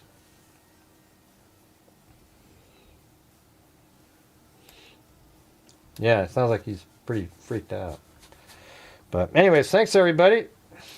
Say goodbye, Chloe. Say goodbye. Go ahead. Anyway. She just love it when you scratch right on her face or eyeballs, you know, right on the top of the eyeballs. Just like that. She almost just falls asleep.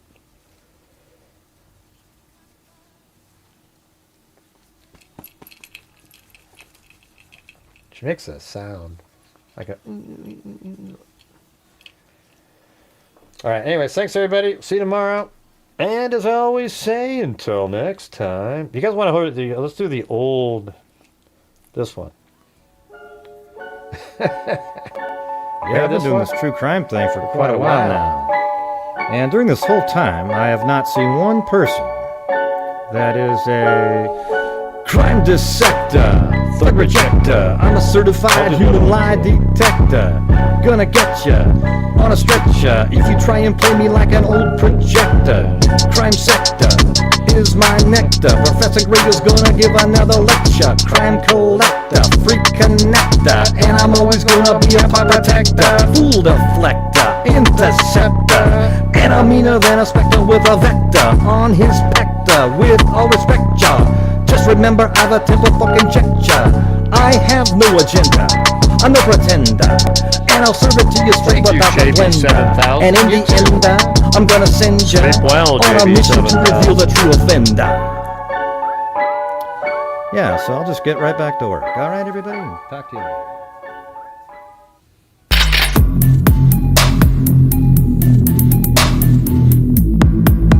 I love this music for this one.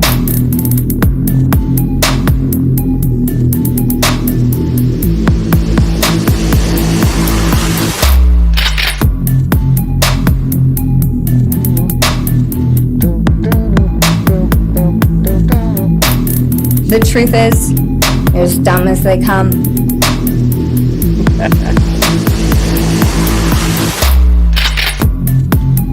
And grits for brains here, Shootsy. Did you hear what I said?